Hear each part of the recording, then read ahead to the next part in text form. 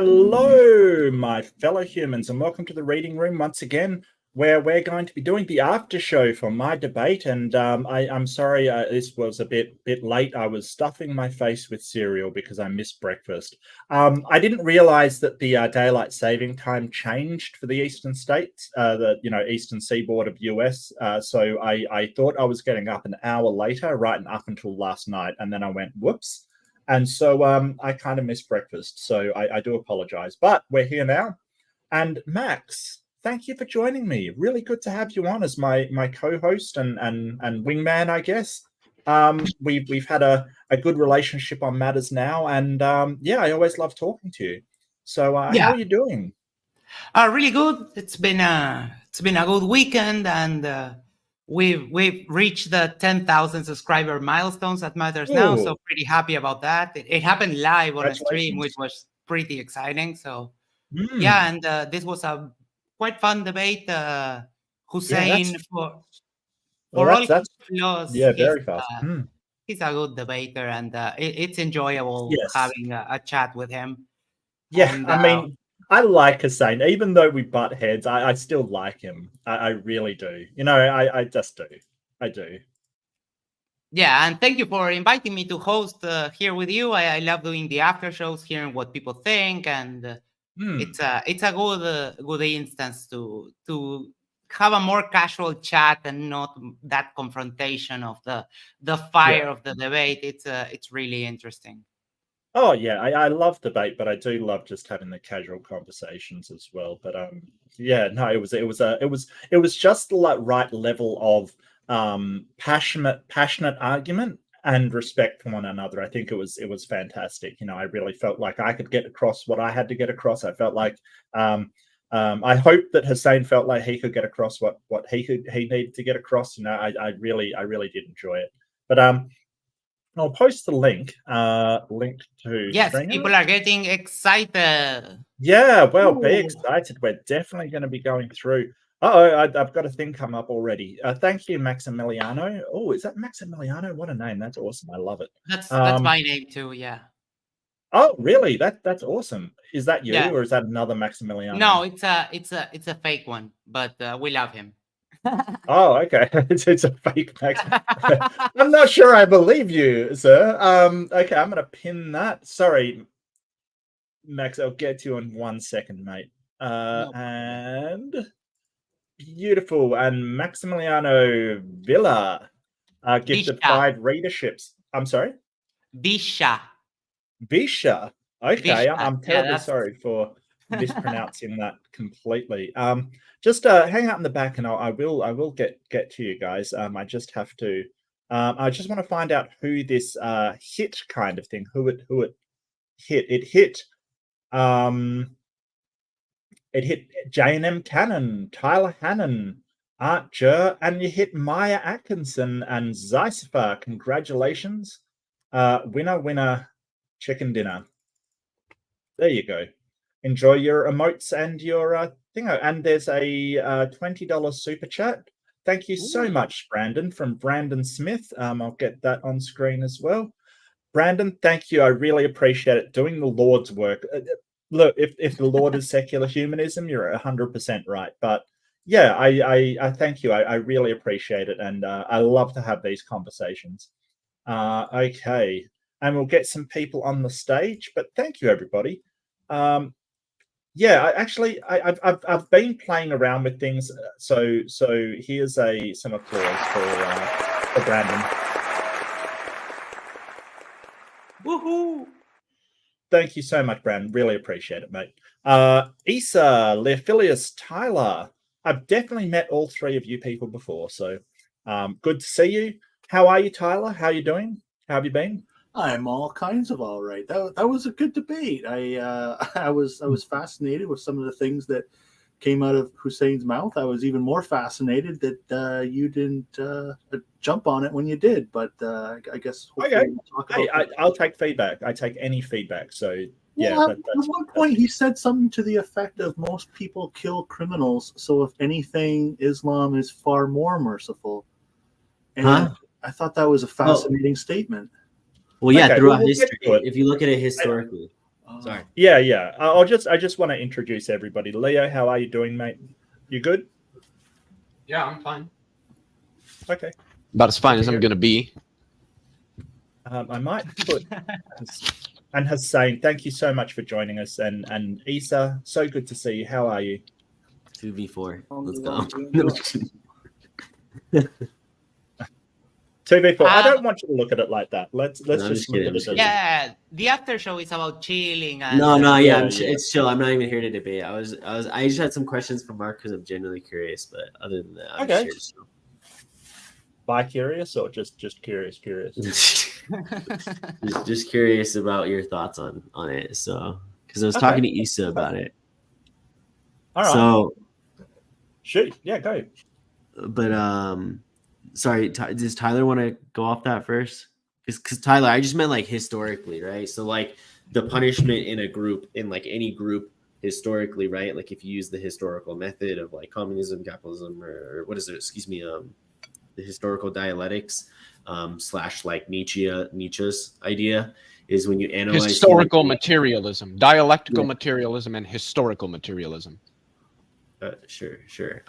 But yeah, when you just like look at history and how people acted, basically like if someone betrayed the group, they were either killed or cast off. So, and like cast off is like the mercy, but basically the implication is that they're just like left to die. So just chopping off their hand for theft is in way like a mercy, and that's what I was trying to get at, where Islam provides restrictions on human beings' worst impulses. So for example, like in war, there's just war theory was in a way invented by Islam, where like under say like a Jean-Paul Sartre style ideology, like you're a soldier in war, you can do whatever the fuck you want. I mean, like nothing matters. So okay, well, yeah, if that's what you're saying, all I can say in response is that wasn't very clear at the time. Okay, yeah, thank you. My bad, I tried. Well, I don't think I've hold up Jean-Paul Sartre as one of the, a person that's particularly heavy in secular humanism, to be honest with you. He just says like an existentialist. Yeah, he says you must know that the International Covenant on what is the International Covenant on Social and Human Rights is a secular humanist declaration. Yeah, I understand it's like way after him. And I'm just saying that, okay, so what is it? The no true Scotsman fallacy. It's like these people are just claiming, like Sam Harris said, we're at war with Islam and that we can nuke Muslim places. He's claiming No, he didn't say that. He did not say that. That is absolutely a misquote. He said, what do you do if a Muslim nation that wants to destroy America has obtained a nuclear weapon and intends to use it?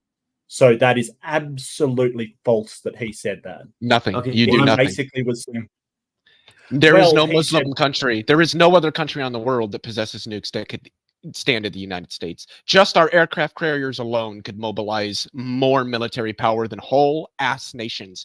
Just our aircraft carriers. I just want to say, if any of you want to stream to your own audiences, please go for it. I do not mind in the slightest. Absolutely. No problem at all. Sorry. I'm just saying he calls himself a secular humanist, right? But So different conclusions. That was it. That was the whole point. It was a hypothetical, Leo. It was basically saying if a Muslim nation has a nuclear weapon and you believe intends to use it, the best thing may be to preemptively strike that nation. Yeah, no, I know. Saying, hey, we should nuke all Muslim. No, that's not what he said. Oh, fuck no. It was a no. I don't know about that. I think that would have to be, the list of circumstances for that to happen would have to be so specific and so, like, how would you know that they intended to use it and things like that? Because, I don't know if you know this, but America has lied before about nations having weapons of mass destruction. I'm not sure if you know this, but definitely has told a couple of lies about that in the past. So, Yeah. but now what is happening is people are saying, well, Sam Harris said to nuke all Muslim. No, not in any way. Like, I think that really has to be known. He Okay. did not say that. Mark, so something I wanted to ask you, and maybe Tyler and the other humanists can answer as Go for well. it. Yeah. Okay, so the contrast in the debate is that Islam has both micro and macro level ways to behave and prescriptions. But it seems as if secular humanism doesn't really have like, and this is why I'm trying to, like, obviously you don't agree with Jean-Paul Sartre, but I'm saying, like, in a way it boils down to that kind of, because you ask a secular humanist, well, okay, well, what should one do in this situation? And, you know, they all come to different conclusions, and they all have, does that make sense? Like, there's no consensus, where in Islam there is, right? Like, terrorism is wrong, period, in Islam. But, you know, you could, a lot of Islamic people would not agree with you on that one. Yeah, the consensus among all scholars is that it's wrong. So, I mean, just because, who's using the no true Scotsman now, Hussein? There's a lot of Islamic people like the Islamic State. yeah, but and they're a paid lot by of Israel. Those countries are paid by, like, ISIL and stuff. Like, they literally kill other Muslims, and they're paid by Israel. Like, you can look into, like, by Israel. Yeah, so the terrorist. Hang on. So you're claiming that the terrorist attacks on countries in the Middle East by ISIS is a paid false flag operation by the Jews? No, I mean, I'm not saying by the Jewish people. I'm saying by Israel specifically. but Israel does not equal the Jews, just like Palestinians does not equal Hamas. Oh, that's true. Yeah, I misspoke. I'm sorry. But well, I get where you were going for sure. But I understand what you meant. Yes. But I just want to clarify before someone takes any evidence that you know that ISIS is a paid false flag operation by Israel. So do you have any evidence of this whatsoever, or is that just something that you're going to toss out there? Because it seems very weird. I mean, I'm not sure where you got this information. It sounds very weird to me. Yeah, so the Syrian Iranian government as well as Hezbollah have confirmed that they've been attacked by ISIS, and most of ISIS's victims are basically other Islamic countries, like just people, right? So they're like going around and beheading other people. So the implication of this is that it serves U.S. and Israel's essentially stated goals. So. Or maybe they're just conquerors and kind of don't care who they're killing. I think that a lot of fundamentalist religious states attack less fundamentalist states. We've seen that in the past. You know, you know, it's kind of like saying, well, the Catholic Church must have been a false flag operation because they attacked the Cathars, who were also Christian, and there's a number of, you know, Christian sects that they attacked. That's not Christians fighting Christians? That's unheard of. What? Oh yeah. I wanted to share one thing too. I think I understand what Hussein is saying, and I think we need to understand there's a spectrum within the Islamic Muslim community, and there's some Muslims who might take a very hyper literalistic interpretation that is not really honoring, you know, Muslims as a whole. And I agree with Hussein that they do attack Muslims. I don't know exactly the origin, but I think there's a lot of destabilization that happens in certain nations, power vacuums that exist, like in Iraq and Afghanistan. And you have a lot of, what do we say, mercenaries. Like after, you know, Saddam Hussein was taken out, there were a lot of these mercenaries, and there was this power vacuum. So that allowed for these kind of, I would say, extremist folks to kind of take over. And I think we just have to understand there's a diversity of ideology, and some of this ideology is very unhealthy. And we have to understand there's a spectrum. It's like the problem is we can't say Islam is just, the Islamic community is perfectly pure. We have elements of difficulty, but we also have very wonderful people too. And I think that needs to be absolutely Yeah, sorry, Isa. The only reason I bring it up is because Hussein said there was diversity of thought among secular humanists, and my point is there's diversity of thought, and for him to say, well, there's no diversity of thought, everybody agrees in Islam. I think that's really, I don't think that's accurate at all. I think there's more agreement of thought among secular humanists than there is among Islamic thought. I would strongly think that. Okay, so if there's 1 billion Muslims and they all believe terrorism was okay, would there'd be like 1 billion terrorists? But we obviously don't see that. So the general consensus I never is that said you do.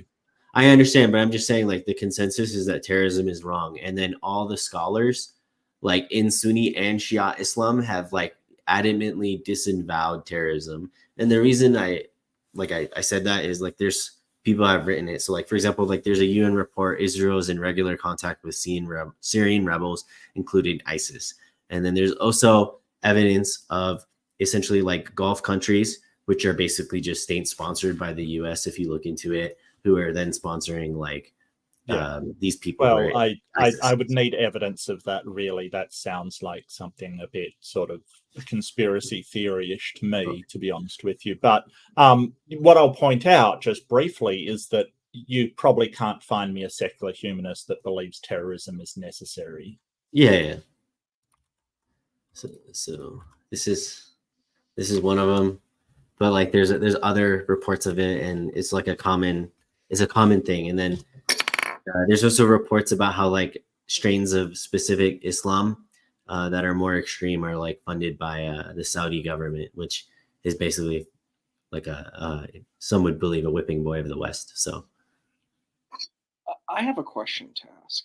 I think it's kind of strange and interesting because I think there's like a little bit of a problem when we try to compare all the Muslim communities of like billions of Muslims and then try to compare it to secular humanists, which is a certain narrative within atheistic thought. Because like it's hard. If we're looking at all of atheistic thought, then you would take in folks like Stalin and these other people.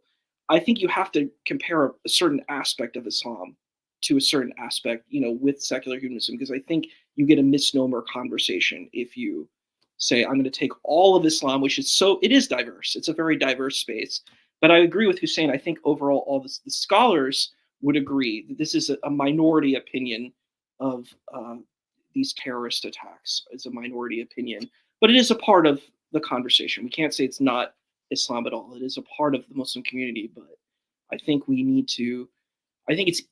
it's so hard to compare hundreds of years, 1,000 years plus of information, and then try to compare that to like this kind of modern movement of secular humanism. I don't know how you can really have a fair conversation between these two. Well, that's my point. I'm trying to ask, like, so like Tyler and Mark, can you give me like what are moral imperatives? Because like in the first debate I had with you, Mark, I kind of tried to explain well, what's the point of secular humanism if it's basically like an inept theory that doesn't even tell you how to behave or what someone ought to do, right? Other than this vague notion of like freedom and flourishing and like, you know what I mean? Well, it does. And the way we can is by examining under science what the actual outcomes are. So the scientific method is incredibly important because it tells you what actions are beneficial and what actions are not beneficial. So we can kind of make this analysis of outcomes and give empirical results to what the result of our actions will and will not be. Now, you can go into a lot of other stuff like social contract theory and things like that, like you give up part of your freedoms, like you submit to the authorities part of your freedoms in order for protection under that society. And we can talk about social contract if you want. I'm sure Leo's got a lot to say about social contract theory, but so when you're looking at secular humanism, it doesn't tell you exactly how to behave, but it does give you guidance on what to do, because it basically says pay attention to the knowledge that we have garnered as a species, and it fosters basically that borders are essentially imaginary. They don't exist. Okay, they're just not a thing. We just accept that they are. Right, but that's sort of pragmatic at the moment. Like the whole goal is to be one species, like just humans and nothing else. That's the goal. And we can split ourselves into different smaller factions, and that's okay. Like that's all right. We're not gonna force anybody not to do that. But it is a way of thinking that sets the goal on the best flourishing for humanity. And so that will tell you how to behave. Because and there's nothing to say that you have to want the flourishing of humanity, but you'll admit that it's pretty ubiquitous that people do want the best for themselves and the people around them, best for society. So an example I wanted to bring up that it slipped my mind. So when you're talking about flourishing, right? There's people who are like communists or socialists, right? And they're very heavily focused into materialism, right? And people's material conditions, which obviously plays like a factor in people's happiness, right? But then there's like, so there's for example though, been some recent studies which that actually like directly contradict that. They're basically saying that actually like materialism is making people unhappy. So like, isn't that so? If you care about human flourishing in like a material I don't world, think so. I don't but think then you're so. hyper Well, I think it's capitalism that's making people unhappy. I think you're sort of conflating materialism and capitalism there, where he's using materialism in the Marxist sense. No, yeah, I'm using it in the Marxist sense. Like, so I'm saying Marxists would say you're unhappy because your material conditions are shit. But then there's studies that say that actually like materialism and only focusing on your material conditions actually only leads to unhappiness. So the religious argument would be like, well, you know, you can be poor and unhappy because you have God, right? And you're praying and you're like spiritually fulfilled, right? But if you only care about material conditions and then you look over and someone's, you know, richer than you, then you're going to be envious and you're going to be upset. So focusing is problematic, right? So what would be like the atheistic answer to that? If does that make sense? Like if you're saying spirituality doesn't matter, God doesn't exist, what's the secular humanist answer to that? Things that we have that are not material but are quite fulfilling, like generally relationships, for instance, like your relationship, your community, your social structures, your community-based things, that they're not material things, not in the traditional sense or the Marxist sense of materialism, but they are important and they do provide a lot of fulfilling things. So I don't know why. I'm not sure what you're trying to get at. I do have to. Go there. Technically, marriage, and not even just those kinds of relationships, but relationships you share to other people, would classify under a person's material conditions, because it has a bearing on how they live their life and the conditions under which they live their life and how those conditions inform how they live their life. So I don't know if you know this, Hussein, but I am a Marxist. So yeah. No. So the funniest thing is you have literal like incels who are like, well, actually for my material conditions, I should have a spouse and it's my human right to have a spouse. Well, I love incels, man. I'm not sure we should be holding up incels as a paradigm of ethics here. I'm not sure that they would come under secular humanism, but like all I'm saying is that there are things that you can believe in and have you know, find joy and experience in, and they're not like I don't see why you would need a god. It sounds like you're sort of saying, hey, in order to have a happy life, you've got to have a god, and I would like you to prove that. No. Question. Okay, what's your question, Max? For Hussein, do you really think that someone can be happy if they're like really, really poor and they believe in God? Do you think that brings like actual happiness? Yeah, 100%. And there's people who like they've studied it, and what is it? There's like and there's stories obviously of it too. And you can talk to like people who are individuals who are like very devoutly religious, and they basically have nothing. I mean, hell, you can even still see it in Palestine. I mean, obviously, like there'll be atheists who are just saying, well, yeah, it's just coping mechanism, blah, blah, blah. Like you're only evolved to have that. You know what I mean? So, but I mean, I wouldn't say no, I don't know what you mean. Honestly. Yeah. Are we saying that I think if your stomach is if your stomach is hurting because you haven't eaten in days, I don't think believing in God will do anything to make you happy at that point. Well, you'd think if there was a God, these people wouldn't be going hungry in the first place. But what do I know? And the question is, why are these Muslim countries so low on the happiness index? So wait. Quick question. So you guys don't think there's anyone who like did something or was in a crappy state, but they could still be happy? Oh, I do. I think poor people can be happy. I think because happiness is a fleeting emotion. The broader term that you would want to be talking about isn't happiness, but content. I wanted to address one of the it depends. Like happiness, like sort of maximizing happiness, it kind of is more just life satisfaction than anything else. Like it's kind of. Well, see, that's what I would define as content. I wonder.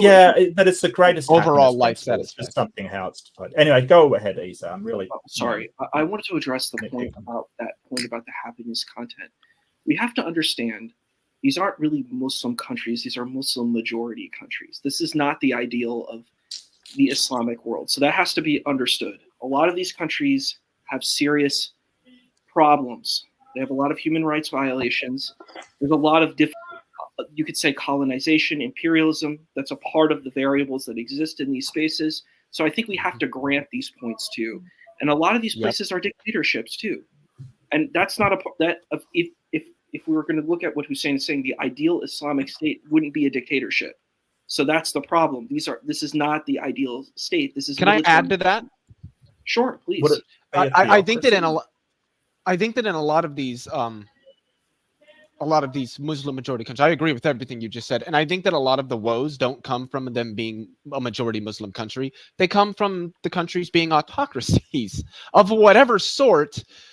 They come from the countries being autocracies. That's where all these heinous legal actions and the starvation and the setting gay people on fire and hurling them off buildings, that's all because of the autocracy under which these countries are operated. They're just, and this is what happens a lot of times in autocracies, is there's a lot of people internally who suffer because the point of an autocracy isn't to provide meaningfully for the people of your nation. It's to protect power and wealth.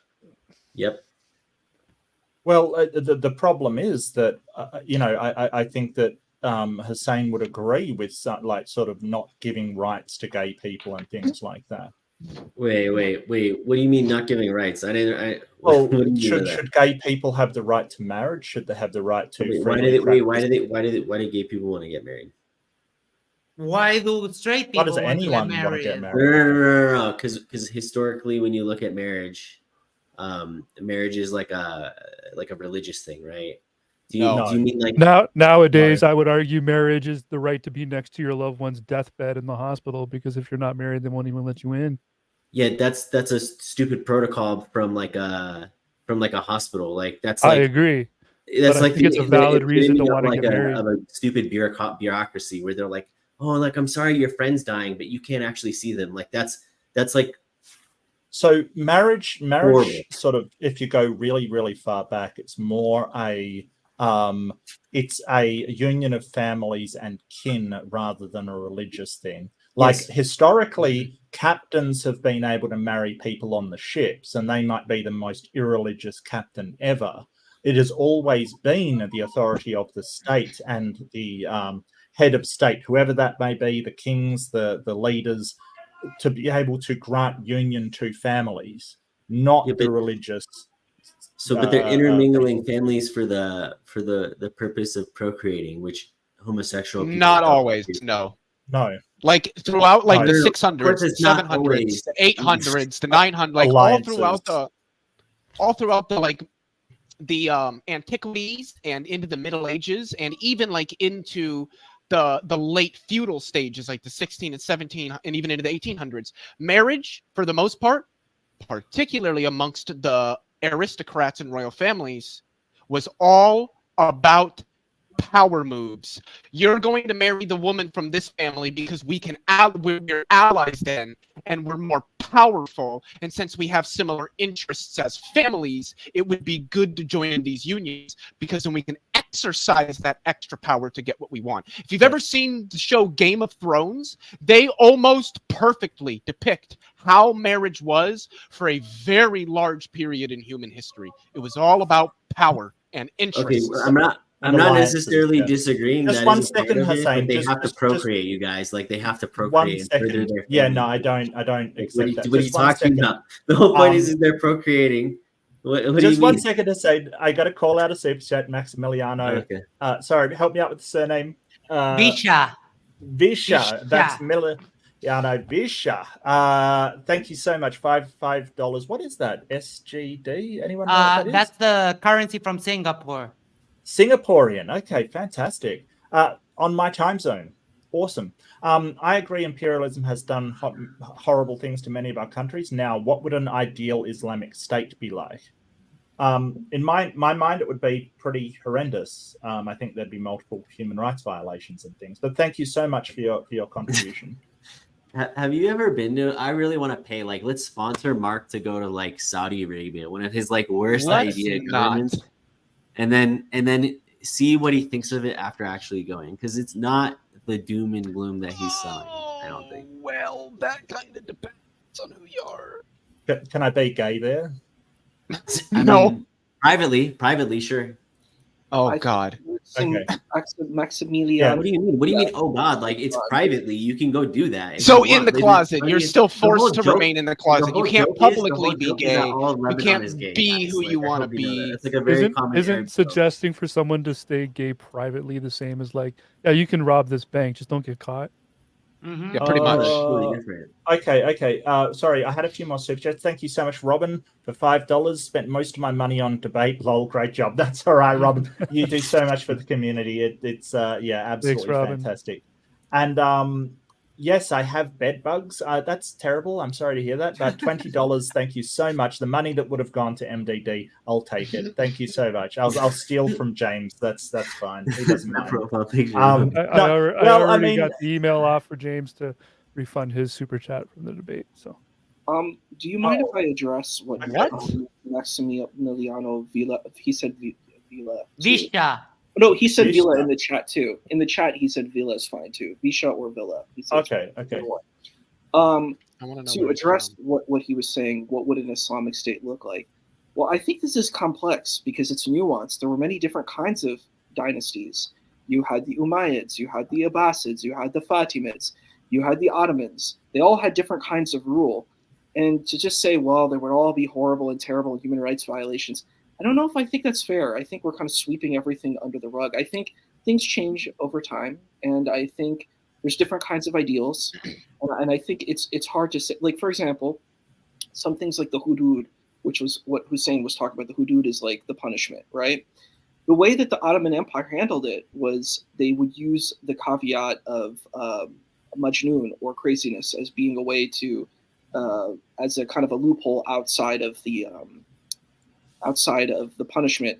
So there's different strategies of how we can look at this. I think it's just really hard to just say, well, the Islamic society is this really, like, it's an episode of 24. This is what I feel like when most people look at Islam. It's like, look at these like Arab terrorists that are coming in and it's 24 and they want to blow themselves up. And I'm like, I don't think that's a really fair way to look at Muslims and the Muslim community through this gaze. I think we need to have a more nuanced approach. It's years of propaganda. Like Blogging Theology did a video about the Ottoman Empire, and he literally showed that there was like maybe a handful of instances of the capital punishment being done. So yes, it's on the books, but it's not always enacted. And like Issa's saying, there was plenty of reasons to not enact these hudud punishments. The same thing with the chopping the hand or anything like that. And the point is like, for example, America criminalized. You did endorse chopping hands off, Hussein. As a rule. I said as a rule, yeah, that's fine. I mean, not like enacted. It kind of undermines the statement of, hey, we don't have to enforce these and then we can go about it in a different way. When someone in the chat is saying, no, chopping people's hands off that have been caught stealing is fine. Yeah. In the Ottoman Empire in particular, I have a hard time believing what you just said because I was researching crazy rulers in history, and I found out that. Did you Google that? Crazy rulers in history? That sounds no, like a no, show. That sounds like a show. Yes, Oh. that's part of my Tell Me That Story show on Matters Now, if On. anyone is interested. But I found out that it was commonplace among the Ottomans that when someone was the ruler, they would lock up their brothers in like a tower just so they wouldn't conspire against them. So I have a really hard time believing That's that crazy. if that's what the rulers did to their own brothers, But that's in the they family. wouldn't. Royal families did this all the time, though. Yeah, royal families yeah, I do it all know. the time. This is not their people. Those are different things. The Yeah, and argument Islam about- doesn't even condone that. Like Islamically, they're just sinning. They're being horrible people. But Yeah.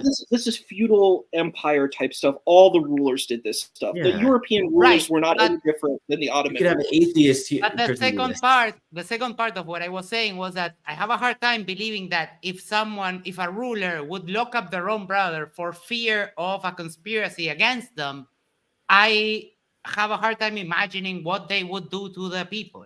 Well, and it's different. It's different because the thing is that person is a challenge to their power. Yeah, it's seriously. It's not the same thing. It's Yeah, what do you mean? The rules were the Ottoman Empire, and there is those issues. There are those issues. Mehmed, Suleiman, all of that. There's complexities, but that's just rulership. That's how the kingships were. The Ottoman Empire was not different than the European empires. So yeah, no one's holding up that guy as a paramount of like Islamic rule. We're talking about like, you know, Muhammad sallallahu alaihi wasallam, Omar, the four righteous caliphites, Ali. We're talking about like Saladin, like who honored his contracts, who didn't slaughter Christians when he gave them the promise, like because he thought it was unnecessary death for no reason. We're talking about like these virtuous rulers. We're not talking about like some crazy dude in the Ottoman Empire who imprisoned his brothers because he's like, no one's holding that guy up as like paramount of like a good ruler. Does that make sense? Yeah, but it was my understanding that what is the most normal thing for the rulers, and I feel like if someone would do that to their own family, it's not hard for me to think that they would be horrible to the people. Max, do you think so? Right now we have like a liberal government, right? People like the guy Julian Assange, right? Okay, he had power and he could actually fight against power. So he released all those docs, right? And because of that, now they're trying to get him back into the US to try him for treason, which calls for the death penalty, right? You and me saying some normie shit on a online podcast when we're just like normal people with no power. I'm not going to get executed. You're probably not going to get executed. Leo, for being a communist, isn't going to get executed. But someone like Julian Assange could be because he holds power. That's what me and Isaac say. I don't agree with Julian Assange being executed. I think that's really wrong. And I think that he should be returned to Australia, which is actually his nationality, to be tried in Australia because he is a member of this country.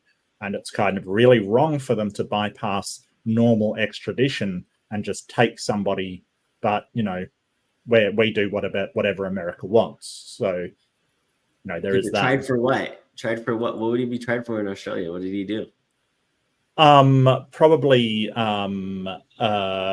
sort of violations of secrecy acts, accessing government secrets. Probably conspiracy, because if he conspired with people to steal those secrets, then he is complicit, because you can charge people with conspiracy if they were in on it. But it depends, you know, and not to have a proper investigation and things is really wrong, in my opinion. It should be transparent to the people.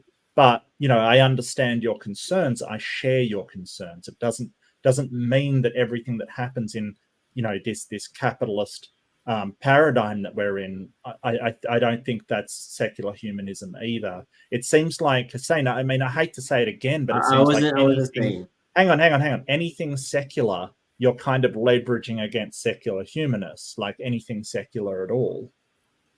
No, I wasn't saying that those people technically are quote unquote secular humanists. Again, it kind of goes back to like my point where, again, like I'm asking you guys like, well, okay, what is like a secular humanist moral, right?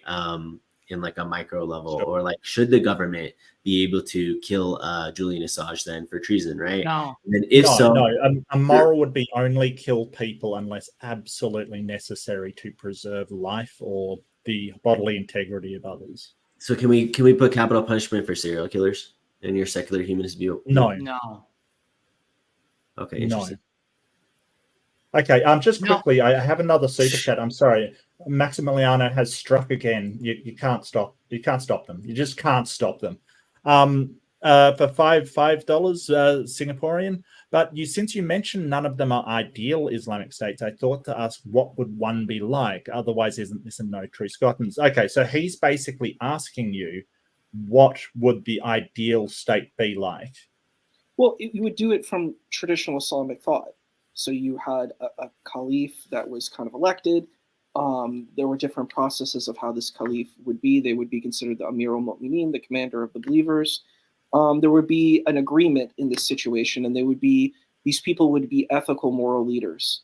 They couldn't just be, people who are doing kinds of living the kind of a life that is not ethical.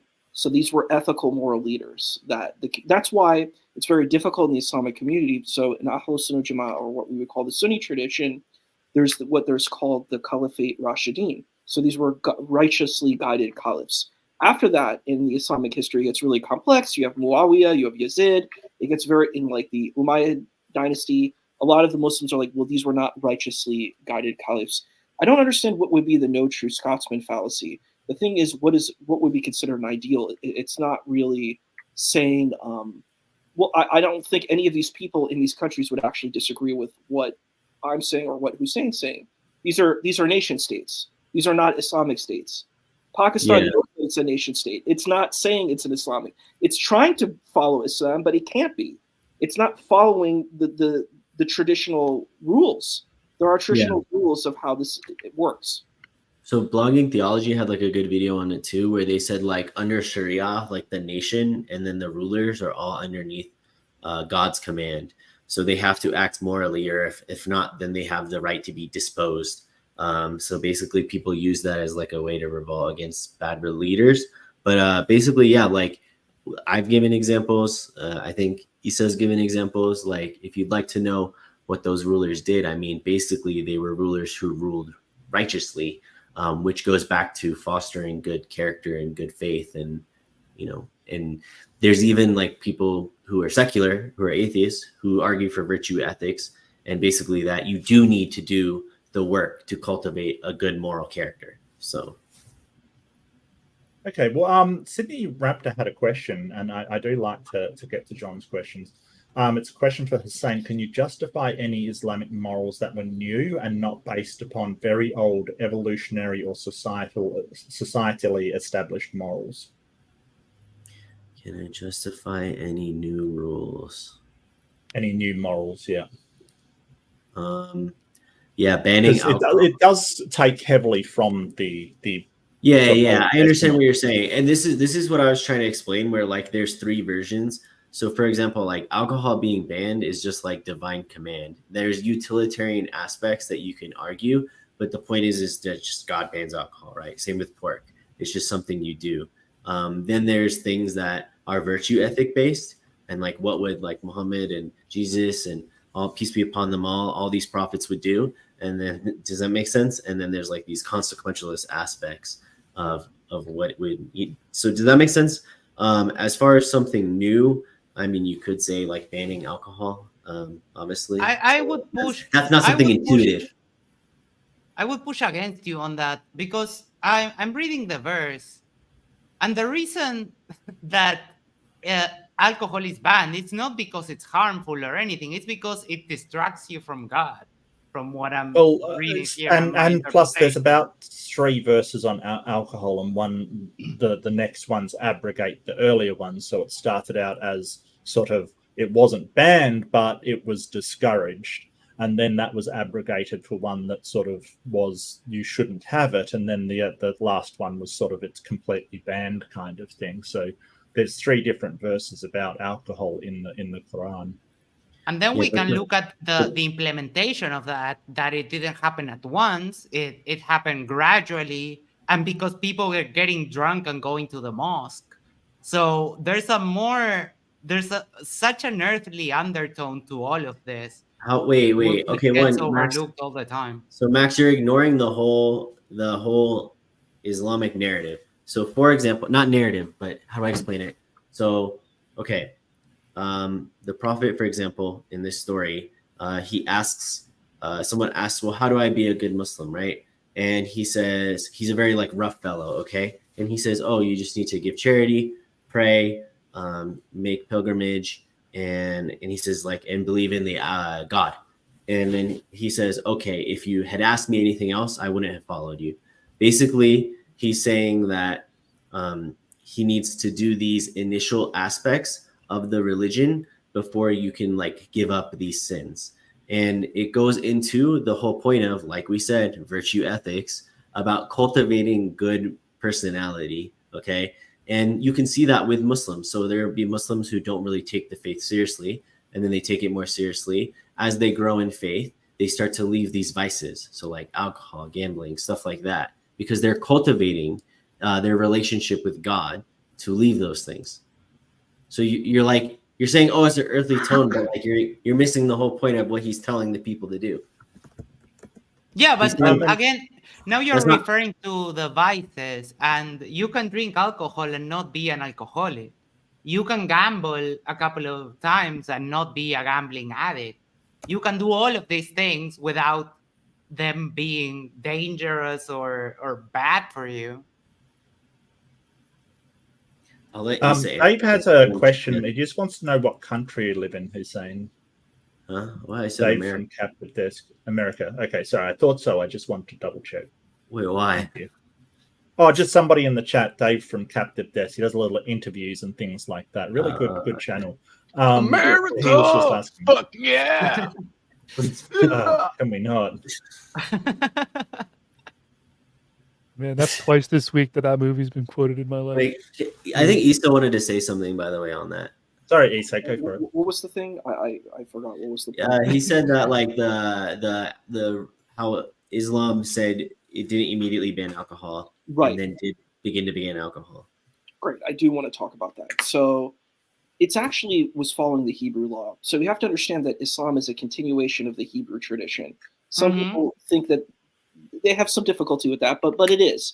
The Quran directly quotes the Talmud, where it says, if you take one life, it's like taking all of humanity, and if you save one life, it's saving all of humanity. This is another injunction too. So the Torah has the same position, where it's like initially, and it's the same thing too, because the Muslims initially prayed to Jerusalem before they prayed to Mecca. So it was the same continuation. So the idea was that if it's okay to drink alcohol, but there is more bad than there is good. That is what's the ultimate teaching. But ultimately, what happens is you can drink but don't get drunk. That's the injunction. It's all right to drink, but you can't get drunk. But the problem was that the community was having a lot of difficulty with this. So they were getting drunk and they were praying, and this is why it was kind of like a further teaching. It's sort of like Christ's teaching on the Hebrew scriptures in the New Testament, where Jesus said, if you do something wrong, it's like you have to remove that body part. So it's like a So higher. they were getting drunk and praying? Yeah, they were getting drunk and praying. They were Are we sure that maybe Allah wasn't just irritated with the slurred prayers? No. Okay. Wait. So I have a question on this. Like, when we talk about alcohol use, right? Like, even under a utilitarian framework, where right, you could argue just like God's command, it does more harm than good. I mean, like, what good is actually like alcohol providing for most people? Like, if you go to like any club or bar and like you're completely sober, if you go there completely sober, I mean, most people would describe like a weird feeling, like these people aren't themselves, and it's like a very like weird experience that you're witnessing. No. What? I've been to clubs in both like wasted, like utterly shattered, And I also now I club like sober because I when I go there I'm regularly DJing, Okay, but and have you? I get no feeling of that. That's a projection. if you That's you're talk No, you're it's not a inventing projection. stuff. Have you seen have you gone with your friends? So I don't Yes, drink, but I I've don't drink, done but anything you I know. can imagine in the club. Let Yeah. me explain. So I this is a don't very know what you're talking about. okay. So this is a very anecdotal experience, but I can explain. So, for example, most of my experiences with like my American friends who go out and drink is that um, they drink. It is an inhibitor, so it lowers what is it? It lowers Inhibitions. Inhibitions. Yes. Yeah. inhibitions. Yeah. So then they go and then they do stupid stuff, and they're like, "Oh, I was just drunk." Ha ha ha ha. But in reality, you're seeing like this terrible side of them, and it's horrible. And then they're making stupid decisions. And then me being DD, for example, I'm having to take care of them. And so, like, yeah, you can literally see alcohol as the poison it is when you're sober. But when you're not sober and you're just going along with it, then you're going along with it. Does that What do you make think of sense? mushrooms? What do you think of mushrooms? I don't have a Like the negative. drug, I let's feel let's, excited let's in continue mushrooms. on this point first. Well, we are on that point. This question is related to actually- what you said. I'm actually kind of 100% with him on this. Yeah. Well, So here's the when thing. I feel a lot more uncomfortable watching Pentecostals do sort of talking in tongues than going to the pub or something.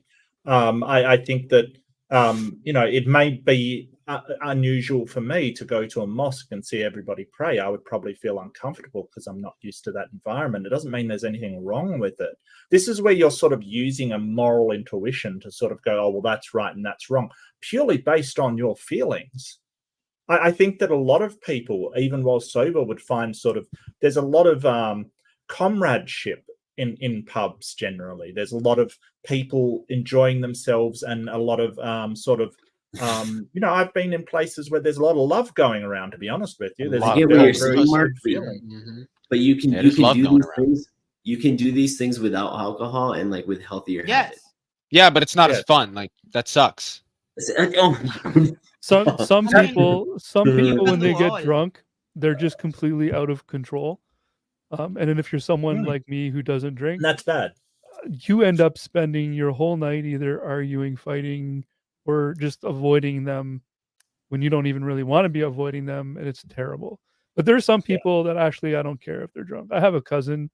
I'm not even sure what he's like sober. He's perfectly entertaining drunk. But then there's Yeah. other people where if I know there's going to Pedro. be alcohol around, it's like I will actually determine whether or not I want to go to that event, knowing that there's going to be that person plus alcohol. I'll just be like, no, I'll stay home.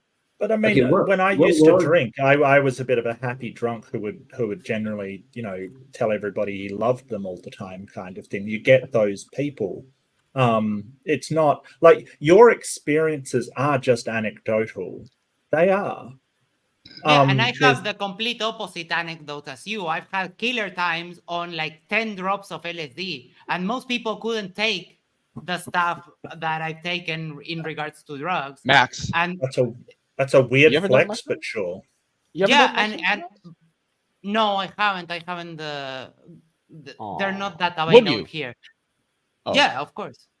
But it's all up to you. So you have maybe hang around with irresponsible people, but I hang around with people who do a lot of drugs and have a killer time. They don't do anything weird. They People who don't can mess with handle anyone, themselves. and they go about their day. So you have an anecdote. I have the completely opposing anecdote. Sure. So what do we do now? Like Well, I my don't see anecdote any aligns with yours. inherent. The problems is when these things become addictions, when these people get drunk and they get aggressive. But those people, when they get drunk and they become aggressive, they were always aggressive. It's just that alcohol reduces their ability to control their natural impulses. You know what? So- You know what really pissed me off a few years ago when the pandemic hit, going into the Walmart, and the video game section was closed off with tape, and like you can't come into the electronics section. We're not selling electronics, but in the grocery section, you could have all the beer you want. That pissed me right off. Can I just say, because like I've never been here before, I'm used to more of a round table format, so I guess I just gotta throw a word in edgewise. As far as this like alcohol and drugs thing goes, like I personally don't drink. I used to, not as an addict, either. But I've had experiences that I think are consistent with what everybody is saying, and I find that when we're talking about alcohol, people can be assholes whether they're drunk or not. People can have a good time whether they're drunk or not. I find the stigma with alcohol and drugs in general. It's I have a completely different opinion on drugs, by the way. Well, some people they'll use it as an excuse. They'll say like, "Oh, I did that because I was drunk," you know, and if they're not drunk, like to me, it varies by the individual. And to say like we gotta either get rid of it all because this one person ruined it for everybody, I find not one person; it's like the vast majority of people. Well, here's the thing. I like we don't have the same understanding of addiction and substance abuse that we used to back in the day. And so if you're going to talk about things like abusing substances and the negative effects of alcohol, at least familiarize yourself with the problems behind substance abuse, because it isn't just the substance that's causing it. What it is that substance is a coping mechanism for things that they can't handle in their life. No, I already know that. I already know that, Mark. But my point is instead of they are distracting historical context, I think it's also worth being aware that in the past, clean water wasn't as easy to come by, and so spirits and distilled beverages were actually cleaner and safer to drink. Like it's something that's a historical fact. Yeah, I mean, I'm not like that's why it's like abrogated and later. But my whole point is like when I brought up last time in the roundtable about drug use, for example, my whole point was instead of what's going to encourage people. What? Drugs are bad. Okay. But yeah, basically, so like what's going to encourage society and people to reflect and get through that quote unquote thing that they're coping through? Is it going to be useless distractions like drugs and alcohol? Or is it going to be like being sober? And yeah, it's going to suck for a bit, but you're going to get over it. And so that's the whole point. That's the whole point. You guys are just like, oh no, you just said that 3 times now. If your whole point is escapism is bad, then it's not necessarily limited to alcohol and drugs. People can use prayer as an escape. People can use snowboarding as an escape. People can use train sets, food. Yes, there are many escapes, and I think there's lots of things. Are you just listing the things that Leo, are you just listing your hobbies right now? No, I was listing things that like video games. Sorry, go ahead, Tyler. Shopping. Sorry, Tyler. That's totally my fault. Go ahead, Tyler. I'm sorry. Well, I was just saying that addressing the issue of escapism might be more efficient and effective than just saying we're going to ban this one thing wholesale.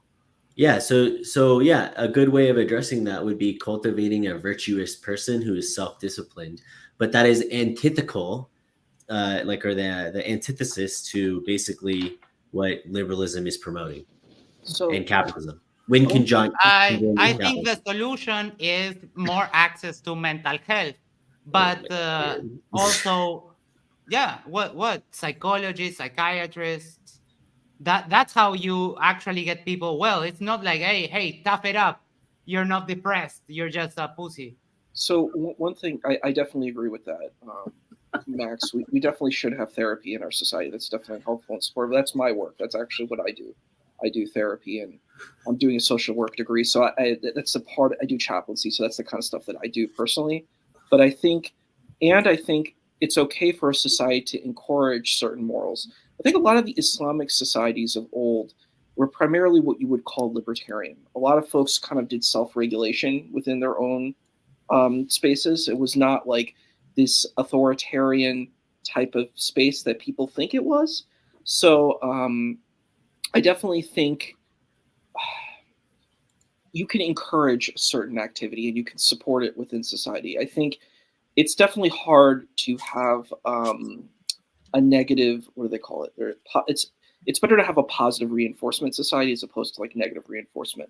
But the idea that what Hussein was saying is that the things are on the textbook because they're saying, hey, And it's the same thing as the Jewish law. The Hebrew law and the Islamic law are interconnected. A lot of people don't know it, but it's the same stuff. It's the same thing. So the Hebrews take it the same way. They're like, these things are on the textbook, but our goal is not to use them. It's just to understand how difficult and terrible these situations are if we're looking at a religious argument. So it's the same kind of thing. But the idea is that we shouldn't have to implement this because our society needs to be better, you know.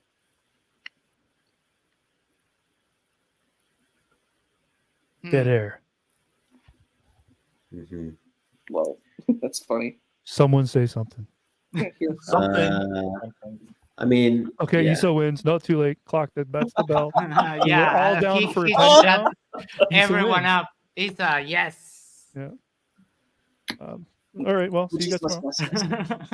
Justin, what video game really made you angry about, that you were going to get it in COVID and you just couldn't get it? It was more the priority of we weren't going to allow people to buy like electronics or furniture during lockdown because Walmart's but you can go get a mega store, but groceries was still open, and in the groceries there's alcohol.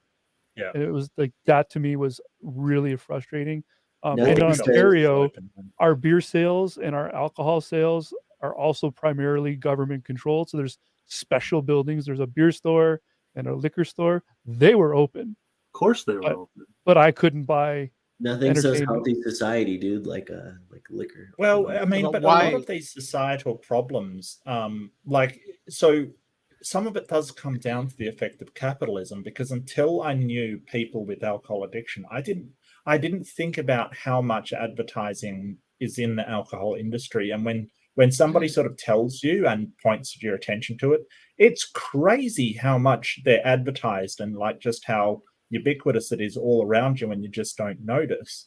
So a lot of these problems can stem from sort of late stage capitalism rather than the thing itself. So and even sorry, go ahead, mate. No, I'm finished. No, I was going to say that even in the last World Cup in Qatar, Budweiser won. They sold beer at the stadiums, so it's all good with Sharia. But probably like as long as $16 a piece. Wait, are you sure? I money- thought they lost. I thought the British people were malding about that. No. I'm pretty sure you're. Well, the British I'm were pretty sure probably malding, but that's all they ever fucking do. No, the goddamn Qatar World bloggers. Cup, no alcohol. I thought it was a big thing I read about. Don't Because they British drink people were beer malding. warm? Does it even count as drinking? Never mind. Sorry. Well, if I was to legalize one drug in society, I could only legalize one. It wouldn't be alcohol. It would probably be weed, to be honest with you. Like there's a lot less societal problems with weed than alcohol. Yeah, that was where gonna be my position flips completely. Ever since Canada legalized marijuana, I hadn't touched it since I was a teenager, but since it was like legal and now you can get it in so many different varieties of edibles and things of that sort. Potent too. I mean, I'm going to tell you guys right now, I was on sour gummies all night last night playing Final Fantasy VII Rebirth. Hell It was fantastic. Yes. It was chill. I love getting stoned. I had playing a great RuneScape. Dane on one side, a bag of Cheetos on the other side, and I even bought an orange PS5 controller so I could eat the Cheetos. It's fantastic. Were you streaming it, Justin? No, I was not. I decided Final Fantasy was just for me. That was for you, yeah. No, I thought I was going to watch it, but I did have to do my presentation. There's a problem with that game. You can't stream it because of the music. You get automatically flagged. So really, yes. Way to make your game like it's free advertising. Just shut up and take it. Justin, wait, are any of you guys in America? Clearly. Okay, wait. Yeah. Do you guys Tyler and I are Canadian. Leo's American. Isa's in America. Max has his own private island in the Pacific, and I'm anonymous. Just got here. Okay, so and I'm currently in a prison colony. Just letting you know. I love Canada. Yeah, you betcha. It's such a wonderful country, you know. Yeah. I want to welcome anonymous theist. I would like to give you a chance to talk because you're just rocked up. So if you did see the debate, what are your thoughts? If not, do you feel free to talk about anything else? Hello? Yeah, what's up? Oh, Lord. How are you? Great. Yeah, I think Issa knows too. Okay. Did you watch the debate? What thoughts do you have on that? I think secular humanism is inherently flawed. So Yep. Why? This is the troll we get on Matters Now. Yeah. Yep. Okay. Yeah. I knew it the minute he came in. I was just like, I know Yeah, exactly as soon who as this he is. spoke, yeah, Why yeah, do I you- know. Why does he sound like the Joker in the beginning? Yeah, So just warning you, this is a troll. I'm Okay. not a troll. Yes, you are. Okay, well let it's Mark's channel. Okay, never mind. no, I that's was fine. gonna say was gonna say- let Mark play with him for a little bit and see what happens. Yeah. You can tell what- it's a troll because that's the worst fucking attempt at a British accent I've ever heard in my life. Oh, it's Mango. Yeah, no, I gotcha. It's Mango. Yeah, he comes and he puts names on like Flat Earther and tries to troll when we're doing after shows and stuff. Okay. It was a beautiful British accent, right, Leo? Hey. All I right, think he was trying to like, do a- why?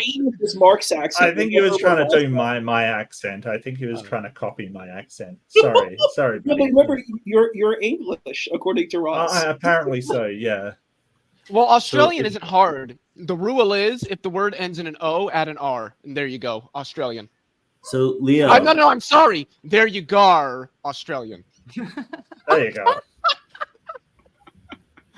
What? I'm Leo. sorry, I had to. My culture is being dragged through the mud.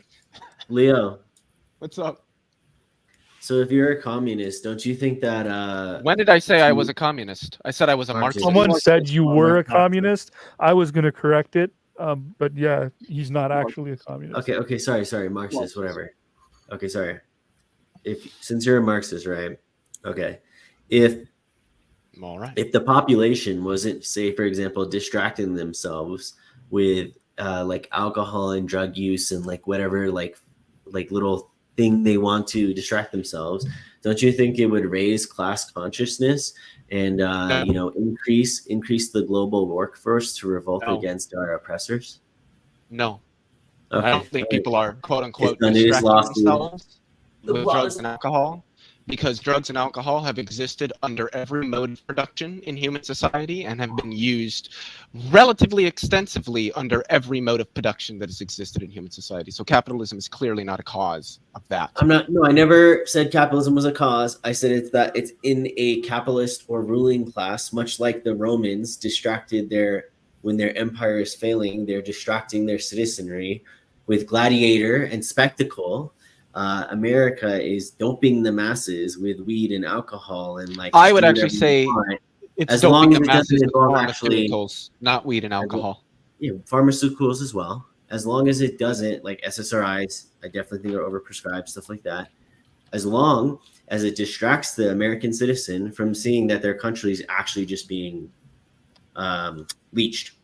I don't think that in America we need to do that because I think Americans are already so distanced from concepts like class consciousness, largely because of their education system and how little about Marx it teaches compared to other countries, which still also teach only a little, and there are reasons for that. I just think that Americans are already so dumb that capitalists, the capitalist class, the ruling class, doesn't need to go as far to distract them as it would in other places where people are more educated. And I'm being honest, when it comes to like economic stuff and social analysis, Americans are like the dumbest fucking people on the planet when it comes to that stuff. Like it's so bad. I would like to respond to that too. Actually, I think it's people are going to do what people want to do regardless. There's going to be drugs and alcohol going around, whether it's legal or not. So rather than spend a small fortune on throwing people in jail for something so silly, just control it, make some money off of it. One of the best things Canada did was legalizing marijuana. Do you understand the point of like liberal governments is that you're using government law and like taxes and all this stuff to provide a social coercion? So for example, like when they tax tobacco heavily, for example, it is literally getting people to quit tobacco. So for example, a healthy society would be like, okay, you can have alcohol, but we're going to heavily tax it so that it's higher price so that people don't become alcoholics, for example. Right, but at the same time, it's allowing them their freedom to do whatever they want. Sure. So I'm saying, are you guys even okay with that? Are you even okay with that? I am totally okay with that. Okay, thank you. But we have universal health care as well. So a large part of that tobacco tax goes to offset all these people smoking as well. Yeah, in Uruguay they do it. Here they do the same. If you want to quit smoking, you can literally get a medication that makes cigarettes taste disgustingly. Actually, exactly how I quit. And you can get that for free because of the high taxes that tobacco has on them.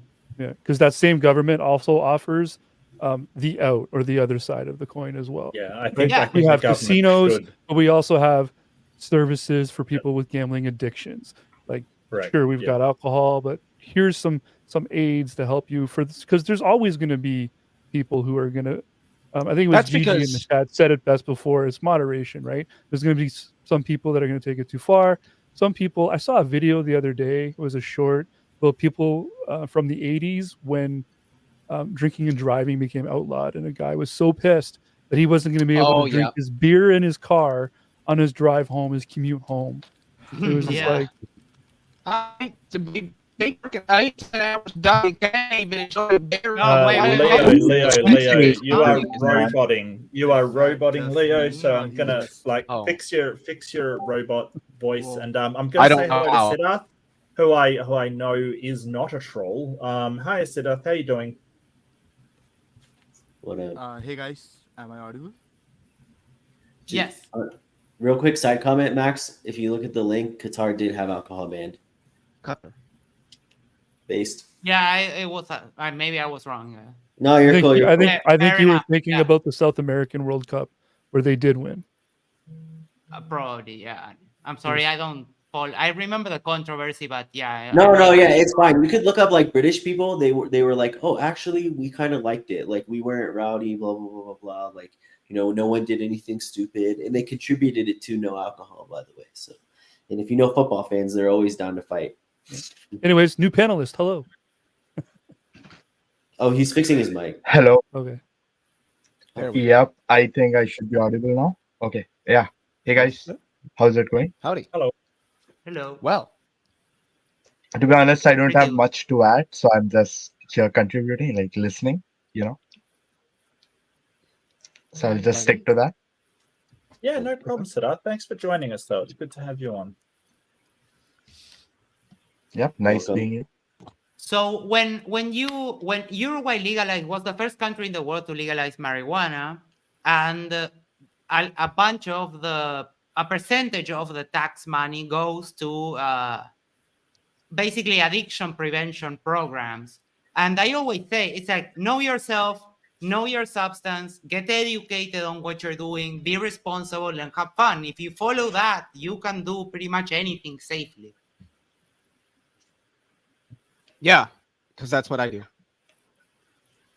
I've never been... I don't drink, but I did enjoy drugs. I haven't done drugs in many, many years. I did a little bit of drugs in December. But now it's because I'm older, I have other responsibilities, but times change. You can enjoy. And I had a great time when I was doing them. But then I started DJing more. So when I went to DJ to an event, I didn't take drugs. And then it started happening more and more. And it got relegated to... And I used to take drugs for a period of my life, every weekend. And then I just stopped. And I didn't, because I know myself, there's stuff that I wouldn't take, like cocaine, for example. Yeah, so there's a lot about, there's a lot about knowing yourself and the substances that are around you. The fact that you know what I meant when I said based is funny. I think getting back to sort of morale or ethics in general, what would you say would be a list of human rights that people would have? You're asking me? Yeah. Well, like even under the thought experiment, I think human rights would be very limitedly defined. So I don't agree with what certain Marxists or maybe leftists say, for example. So basically, well, you don't have to talk about them. What I'm asking is, what human rights would you? Yeah. So like the right to self-defense, the right to life, you don't really have like the right to food or shelter because you have to do that yourself. Wait, but then how do you have the right to life if you need those to live? That makes no sense. Meaning someone can't unjustly kill you. But Hussein, there is zakat though. Like I do think that is a part of the Islamic No, system. no. I'm not ignoring. No, I wasn't even bringing up Islamic law. I'm talking about. I'm talking about in a purely secular, liberal worldview. Like if you buy into the liberal project as human rights are founded in nature, and you use the thought experiment. Well, what would a human right have, like in a original state, right, if you will, right, the state of nature. Okay, like basically you only have the right to like not have someone unjustly kill you, and the right to life, and the right to self-defense. You don't have a right for food because you have to do that yourself. Like that's not a right, that's you having to go out and do it. Same thing with you don't have the right to shelter. Like you have to build your own shelter. So when leftists try and say, for example, oh well, housing's a human right, well, like in the state of nature, if you're buying into liberalism, it's not. But leftists don't buy into liberalism. So yeah. No, dude.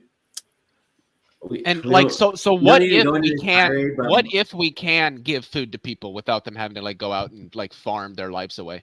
Like what if we technologically develop to that point, kind of like we have now? I also see this is the problem with certain rights, is that they're just vague. Like right to life. Well, what does that mean? What is the right to life? I would consider that to include things like water, food, and shelter, the basic necessities to sustaining your existence. That's, to me, what it means to say right to life. So sometimes we got to define what we're even talking about when we outline these rights, because they can just be vague. Right to self-defense. So I mean, wouldn't you include education, for example, as something like one of those basic rights to life? I think that it is, yes. So I think the same with healthcare. Yeah. Okay, we agree on that. Yeah, I mean, I'm just thinking about it's totally different, but okay. I mean, not with you guys. In a way, it's similar to like socialism, per se. Kind of, but I'm just saying, like, everybody believes in some form of socialism, Hussein. I mean, everybody agrees that we should have a shared social responsibility. And so, like, you wouldn't want a private fire department, for instance. No, I'm not. Yeah, I mean, I'm not saying I would want that. That sounds like a wicked Black Mirror. Can you guys come to my house? We have a fire. I'm saying, how big is the fire? How many rooms? So interestingly enough, the fire department started out as a privatized thing. You used to have fire companies that you would pay to put a plaque on your house, and if it burnt down, and the fire people weren't, on the plaque, they would just drive on by. They didn't stop. We sort of learnt from that fire spreads quickly, and that's a really bad idea to have a private like fire agency to service people. Like it's a shared responsibility. The founding fathers. I agree with you, but where do you find this? So like with these rights that you guys talk about, rights, right? Where are you finding them in materialism or naturalism? Like where is this? Right but what do you mean when you ask that? Like there isn't a store that I go to and find them and buy them. Like I don't even know what you mean. I don't even know what you're asking. So, but it just sounds like you guys are just asserting that this right exists, and I'm asking you to explain to me. I would think in a natural or material world, why does this just exist somehow? I would think of it like this. It comes right back to our governments and who we elect, right? If one politician is saying, I think everyone has a right to free healthcare, another one is saying, no, let's leave that privatized. It goes to the polls. So the rights come from the people and the majority of those people. Okay, so I think that, or as far as I'm concerned, rights are derived from the Maslow's hierarchy of human needs. Like humans need certain things in order to survive and flourish. So you've got things like shelter and water and food, and those things you cannot survive without. There's also other needs on that hierarchy. When we don't really use Maslow's anymore, but there's still that hierarchy of needs. Things like safety and security, right? They're things, self-actualization at the top, correct. So all of these kind of are rights because you cannot have a happy human without them. We know that from psychology and sociology. We can't have happy humans without those things. Yeah, but why is happiness a human right under a purely natural? I never world? said happiness was. I said Happiness that's is more of the goal. That's the goal of secular humanism. For me, the goal is contentfulness and positive freedom for all humans. Not just negative freedom, positive freedom. I actually agree with Leo on that point. Socrates once said the secret to happiness in life is not in seeking more, but in cultivating the ability to be content with less. And it's a fascinating concept. So happiness, like the greatest happiness principle, isn't really about those fleeting moments of happiness in your life. It's about an overall, like it's very, very misunderstood. I use the term well-being because I think it's more understandable to people, average people out there. So when I'm talking about happiness, I'm talking about well-being, which is both the physical and psychological health of humans. So that's what I'm talking about. I agree with that. I like that term a lot, actually, well-being. Yeah, because when we say happiness, it's derived from, I can't remember the author, but he first outlined the greatest happiness principle. And he's not talking about the emotion. He's really not. He's talking about the sort of the flourishing of society rather than any specific emotion of people. So he really is talking about life. Yeah. Okay. Sorry, I've got a super chat to read. No worries at all. Maximiliano strikes again. Thank you so much, Max. I really appreciate it, mate. Singaporean, $5 Singaporean. I'm still waiting on Hussein's position on same-sex marriage, other than why would they want to do it? Equality should be a basic human right. I'm right there with you, and I don't think we got a reason. You guys are killing me, dude. You guys are killing me. You guys throw out this assertion, right? So you're saying equality should be a human right, but why? Like, no one explain to me, or like, why is marriage a human right now? Like, why don't we just keep inventing more rights? Like, you're never justifying access to it might these be rights. You're never justifying the right. Like, why do you have the right to marriage? Again, if you're saying, okay, you have a right to marriage, incels are right then. You should have a designated girlfriend. Justin, you should have a designated no, because you have the human right to marriage. That's what you guys are like. All right, doesn't really. Hang on. Hold it, everybody. Hold it. Hold it. So really, he's asking, what is your position on it and why? Right. So he's asking for justification, not just why they wouldn't do that. So Hussein, I really want you to be honest and say, are you opposed to same-sex marriage? And why are you opposed to same-sex marriage? Not about what they would or wouldn't want, but rather what makes it wrong for same-sex people to get married. Yeah, so I did explain this, but I think you guys kind of brushed over it. I said the whole point of marriage and a bond like that was to basically foster like a familiar tide. And then in current times, obviously, we have tax breaks and stuff for basically having children. It's not about like the marriage bond is about populating the basically having a population, right, to replace us. So these tax breaks, you can have a population without being married, though. Well, I don't. That's a pretty narrow definition. Hang on. Let Hussein finish. I don't think we glossed over it. I think we disagree with you on that premise. That's the difference. Sure. It just wasn't really talked about is all I meant when I say glossed over. You guys said, "Oh, I disagree," and then we moved on. So okay. Well, we disagree on that premise. Absolutely. Okay. And then the point about the marriage is that so like, yes, you cannot be married and still have a population, but like the point is that the most successful families and typically for parents is within like 2-parent household, as well as like a family or unit and like you knowing who your parents are, right? So like you have a bunch of effed up situations where you have like orphans or adoptive parents who they never know who their family is, and it is very traumatic for people. So like the whole point is that for the benefit of the child and future generations, you encourage marriage and families sticking together. Wouldn't so does having that mean all that of these people orphans be a great reason to have people who can't procreate on their own so that they can provide a loving home? Sterile people who can't have children should not get married. Is that a thing? No, people can. Okay, I never said. So people who can get married, sure. like who can't have children can get married, sir. I don't have a problem with that. Yeah, but everything that you said I'm about saying the marriage caveat or like the tax breaks and all that stuff is specifically for those reasons.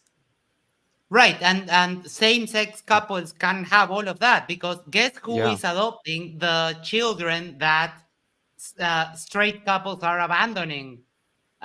It's the people who want to have children and they can't, mainly infertile people or same-sex couples. And why shouldn't they get the same benefits? Why shouldn't they get inheritance if their spouse dies? In Uruguay, we legalize Wait. same-sex I don't marriage. have a.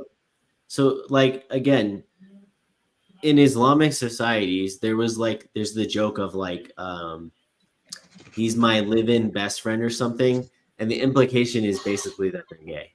Okay, but no one really talks about it, or like, how do I explain it? They obviously don't. Okay, but in the will, they can definitely give stuff. People make wills and they give stuff to their friends or to relatives, or in this case, their lover that's on the down low. And there's nothing wrong with that. In like Islamic societies, they had that. So the whole point is you just don't propagate it. And the whole point is that marriage is specifically for those reasons of procreating. But I mean that gay people can still procreate. Okay, I don't know until recently, like with the weird research, they couldn't do that. They Like can do. They What can. do you mean it's weird research? What do you mean weird research? research? Oh my lord! Yeah, you can just hire someone if A you're surrogate, surrogate, and you can adopt. There's more. You don't have to. You don't have to do in vitro fertilization. You can do it naturally. Do you think it's weird that gay people? Okay, so no, I don't. No, I don't think it's weird. Without finishing the question, I know I don't. Point. My point is that many of them, like, instead of adopting, they're paying for what I think is weird, Hussein, is the amount that you've got a problem with it for no apparent reason whatsoever. I mean, if you want to just say, hey, my religious beliefs say it's wrong, that would be one thing. But you're bringing up a lot of reasons that don't seem like they track. Like, well, they can't have kids. A lot of hetero people can't have kids. It's for straight people with no reason as to why that is at all. There seems to be no real rational reason apart from you don't like it. And I feel like, and I could be wrong, but I feel like that is religious based. It is like some kind of a predisposition. Like even I can like feel it when I wouldn't frame many things the way he's framed them, and like to me it feels like I would say I wouldn't like, I mean, indoctrination is a bit too much. I would say like you just grow up being told us some certain things, and it's hard to get rid of them, like without a lot of critical thinking or something. And you sort of are assuming that having more and more and more offspring is the best thing for society, when it may be that the world is kind of getting overpopulated as far as resources are concerned. That just like creating more and more people may not be the best thing for us right now, considering that we're approaching 8 billion people on the planet. Okay, how can we somehow be increasing gross domestic product and we are supposedly at the most, per your guys' logic, greatest time to be alive? We have the most amount of resources available, and people have admitted we do have the amount of food. The problem is in distributing that food, and then all of a sudden you're like, oh, actually, that's not even the problem. We're not overpopulated. Yeah, I don't think we're overpopulated. Well, yes, but the resources won't last forever. What we're doing is looking into the future. We're going, okay, what's going to be the outcome of just growth upon growth upon growth of the human population? There will be, a time somewhere where either the resources won't be enough or there'll be too many people, and that's just a fact. Like, you can't do the math and go that. You're saying that we're going to reach that, or that it's unsustainable to try? It's unsustainable. Okay, yeah, no, I definitely agree. We should plan for the worst, but work towards the best. I agree with that. Sure, yeah, that's quite nice. I had so many questions. I'm sorry, Hussein. I don't mean to. I'll leave the topic and welcome Bitter to the panel. I know we're no, it's fine. But, yeah. So Bitter, welcome to the panel. Yeah. This is the second debate in a row for Hussein and myself. So keep that in mind, people. Go easy on us. We've had a long day. Yeah. Bitter, I hope you're doing well. Thank you for joining us. Any of your thoughts on the debate or on any of the stuff we've been discussing currently? Yeah. Hi. How are you? First of all, yeah. I've seen the debate. You did a tremendous good job in the debate, Mark. I would like to I thought it was a congratulate you. great conversation. I thought it was really interesting. It was, yeah. The other thing, I was kind of disappointed from Hussein when I just simply asked about the history, why Muhammad he become in a power and then he starts, killing the Jew tribes and attacking them, and he called me that I'm Islamophobe instead of giving a proper answer. I think I mistaken you for like the another person who was on with Dr. J and me in like a prior thing. So yeah, apologies about that. So no, that's okay. So if you look at the history, how brutally Muhammad he killed innocent people, especially the children who has a pubic hair, and then he just ordered to kill them. And the same day and the same night, do you think this is humanity that raping the women on the same day who saw their husbands killed, who saw their brothers being killed by Muhammad forces at the same day and the same night? They are going to be, meeting in their beds, the murderer beds. Do you think this is a human being type things, or is this a barbarian? Issa, comments? I have an engagement for this. Well, I'm drained. So one thing we have to consider is, where are we getting this narrative from? Do we know that this is factually the Islamic narrative, or is this one of the aspects within the Islamic narrative? Joshua Little kind of engages this within his dissertation. A lot of this stuff comes from hadith. So the thing is, there's like 30,000 hadith. So we have to be very careful when we're going through these spaces. What you're talking about, like the Banu Qurayza, the Banu Nadir, it's complex. It's complex. The history is not ironed in stone. So this is one historical narrative that exists within the historical narratives. I think it's kind of problematic if we just say that is the narrative, because not all Muslims agree with that narrative. That's why there's actually a complexity between the Ahlus Sunnah wal Jama'ah and the Shi'at wal Ali. They're not consistent on the history. There is a difference in historical narrative. The thing is, what is agreed upon is that for most Muslims, that the Prophet is a bastion of character. So this is a problem. If this is true, this would be a problem, because this would not be consistent with the standard that how the people view the Prophet. Muslims view. Okay, just quickly, I'm going to welcome David to readership. Thank you so much for becoming a YouTube member. And I don't know what that picture is, but you get a Bigfoot Jesus. That's from Attack on Titan. It's that does look a bit Bigfootish. I'm sorry. It's Attack on Titan. It's a good anime. Yeah. Okay. Attack on Titan. Yeah, I've seen the first season. A very disturbing one. The live action's intense. They did a live action movie. If you haven't seen it, oh boy. Okay.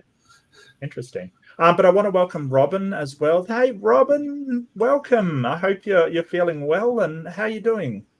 Hello, I'm doing good. You did well, Mark.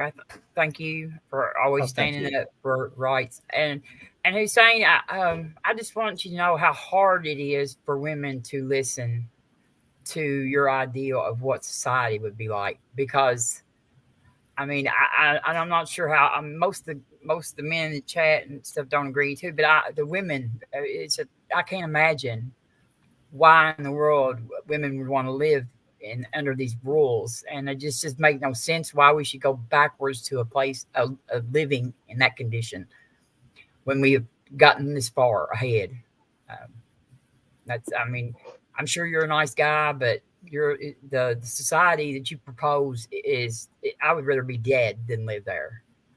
So I just don't even know why in the world anybody would want to implement. I mean, I think, the religion should have nothing to do with government, period. Every country that is safer, has less crime, just less mental health problems, they're all secular. And these countries are not humanist, because we don't hardly have any humanist nations anyway. I don't even know if we have an actual secular humanist nation, but the Nordic countries are at least closer to it than probably anywhere. And women have rights. They deserve rights. They deserve rights. Men don't have right to tell us what to do, or we have to breed kids and all that kind of stuff. I'm a human being. I was born the same as you, and no God has authority over me. Nothing. So,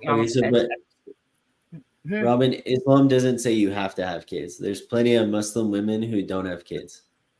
I'm not even picking on Islam. I mean, I know I would not want to go live with a thing. But you're saying the world I'm proposing, but the world I'm proposing, in the Islamic countries right now, women do work. Women have the option to have kids. Okay, they have to wear hijabs. Do they not wear hijabs? Or are they allowed to go to school or drive? Yes, they go to school. Only Afghanistan is the only nation, and that's debatable because Iran women are like highly educated. You can go look into it. Well, really? They still also get killed. Yeah, but they're just required to wear hijab. Okay. But there was that woman killed in custody for not wearing her hijab. Killed in custody. I've watched the Iranian protests last year. They throw people off buildings and everything. I mean, I don't have anything against people being religious, and I'm not trying to be Islamophobic. But no, I get what you're saying. But it's there's no freedom of thought, and women have no rights there. I mean, I know better than that. You cannot convince me of that. I'm sure, if Isa was in charge of an Islamic nation, then maybe it would be all right to live there. But under regular Robin, I think women do have rights, but you are correct that there's an inequality there, right? So it's not like women don't have. Well, they have the right to divorce. They have the right to meher. They have a right to marriage. They have a right to, their will. They have a right to money on from paper. Their brothers, sisters. Yeah, no, not on paper. On paper and practice. You guys are living in I'm sorry. The United States left Afghanistan and then they stopped allowing women to attend university. These are not bastions of fucking women's rights. That's absolutely true. But is that Per what the Taliban said, they said we won't let them go back to school until they remove quote unquote Western degeneracy from. Yeah, but what does that mean? What does that mean? Western degeneracy. I don't know what that means. You go ask the Taliban. I'm just telling you. Showing their hair in public. But I know what it means. But they said that there is a level of inequality for women. Men aren't required to wear hijab in Muslim countries. There is a hijab for men. There is a hijab for men. Well, they're not required to wear face coverings. Well, yeah, but yes, they don't have to. Most of the women they don't required to do that either. I don't want to live in a Christian rural country either. I mean, I want to live in I don't even believe that gods exist, and so I believe that you have the right to believe in your God. I believe that everybody has a right to believe in their God, but I don't believe their God should have anything to do with my life. That's the way I feel. And I guess the question would be. Right. So what's the question is okay, why Robin, but what right is basically you're saying, they don't have the right to dress scandalous. Is that what you're saying? Because that's basically because when I go to an Islamic country and I go to where the majority of people are Muslim, for example, where my dad's from, there's a women's only beach, there's a man's only beach, there's a women's only gym, there's a man only gym. They have their own spaces, and then they're protected from men because of that. And ironically, many feminists encourage that. And then also there's also within the Sharia, for example, like if a woman has to go talk to her male teacher, the door shouldn't be closed, because why would you ever close the door when like you have a young girl with you in the room? Like the point is you should never do that, because you don't, because she deserves to, like if they're having a private conversation about her grades and stuff, like you want privacy for that. Like if I was going to talk to a teacher about my grade, Hussein, if I was going to talk to my teacher about my grades and maybe, you know, I wasn't doing very well, I would like for, you know, even if that's a guy or a girl or whoever, I would like it to be private and not overheard by somebody out in the hall. That's ridiculous. I drive a truck, Hussein. I have worked in a man's only job for 27 years. I drive a truck. I drive a milk truck. There are no other women milk haulers in 3 states around me.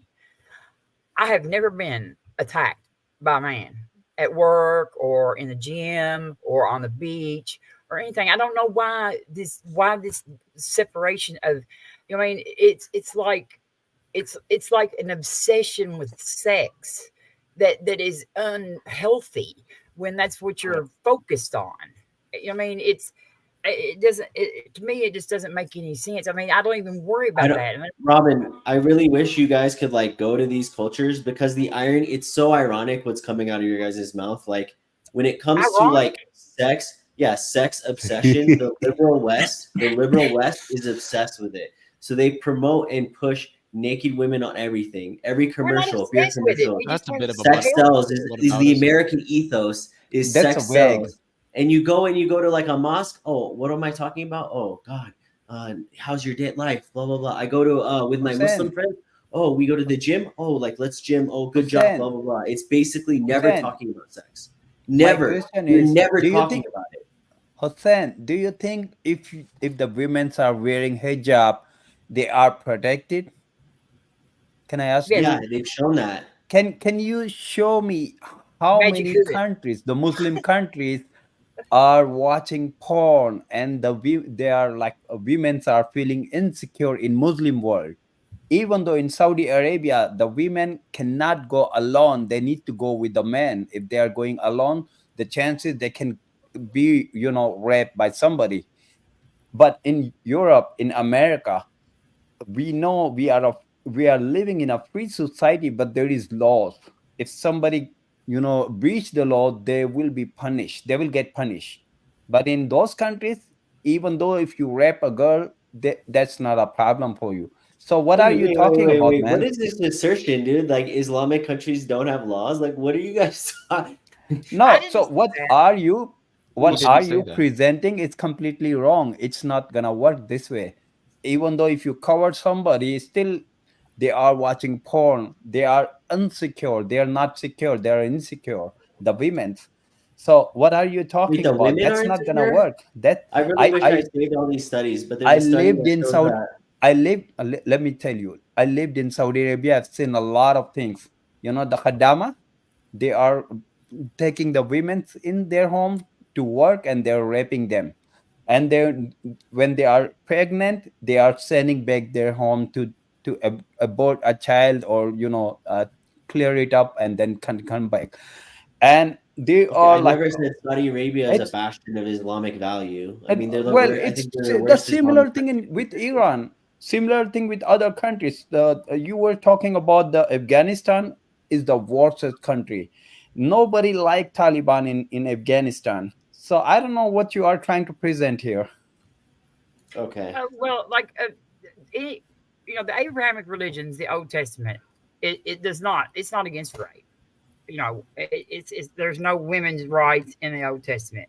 So any religion that is based off of that right there, as long as they follow the laws of the Old Testament or the ideology of it, it's not going to have any women's rights. And there's nothing against rape. It's just all it is a violation of somebody else's property in the Old Testament. So I don't think any government should be based on any kind of Old Testament religion or any other religion. I mean, I don't understand why you just can't keep your religion in your house or your church and let other people have their life. And I don't think that Western society is highly immoral. I think we're very crowded and we have a lot of issues that really aren't about morals, about poverty. Wait. Hang on. Max has been really patient in the background and wants to say something. So I'm going to give it to Max. Yes. Okay. I have a question and a statement. The statement is, I go to clubs and I see pretty much half naked women and no one does anything to them. They're just there doing their thing, dancing. Men don't attack them. Men don't do anything. So if you educate people, that doesn't happen. And the other question I have is, what do Muslim women that wear hijab in public wear to the beach? I'm very curious about that. That depends. I think if it's like a mixed beach, they typically have like the like people jokingly call them like bikinis or like hijab swimsuits. Bikinis. The bikinis. And then if it's like private places, then people can wear whatever. So like there's like again like in I don't want to reveal that. Where my parents are from, there's women only beaches, and the women do whatever they want there.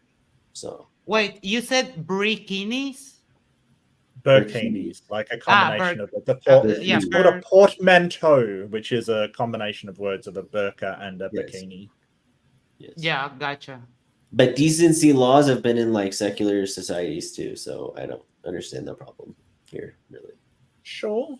It's just a difference in what is decent in different societies, and if you're a moral relativist, you shouldn't care.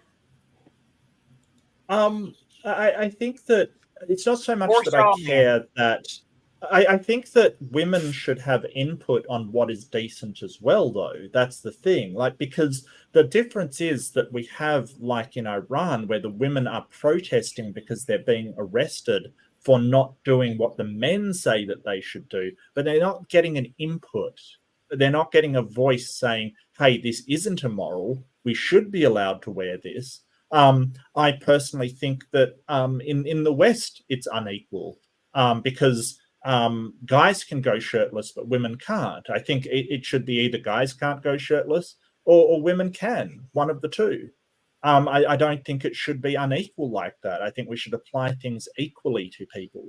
And this whole idea that women shouldn't have any input in what they want to wear is ridiculous. It should be something that they should absolutely have input over. Trust me, whoever is living in the United States, they feel like it's a bless instead of living in their own country. Why?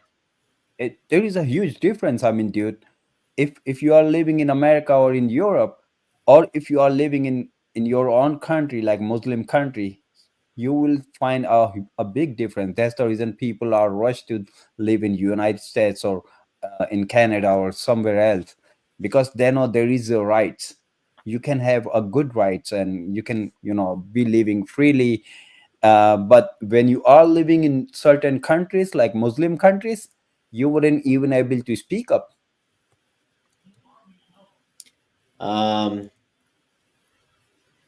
Well, again, it's not because a factor of that they're Muslim. It's a factor because they're like autocracies and dictatorships, most of them being secular. So again, I don't know why you guys are keep labeling this like Assad is not the bastion of Islamic value.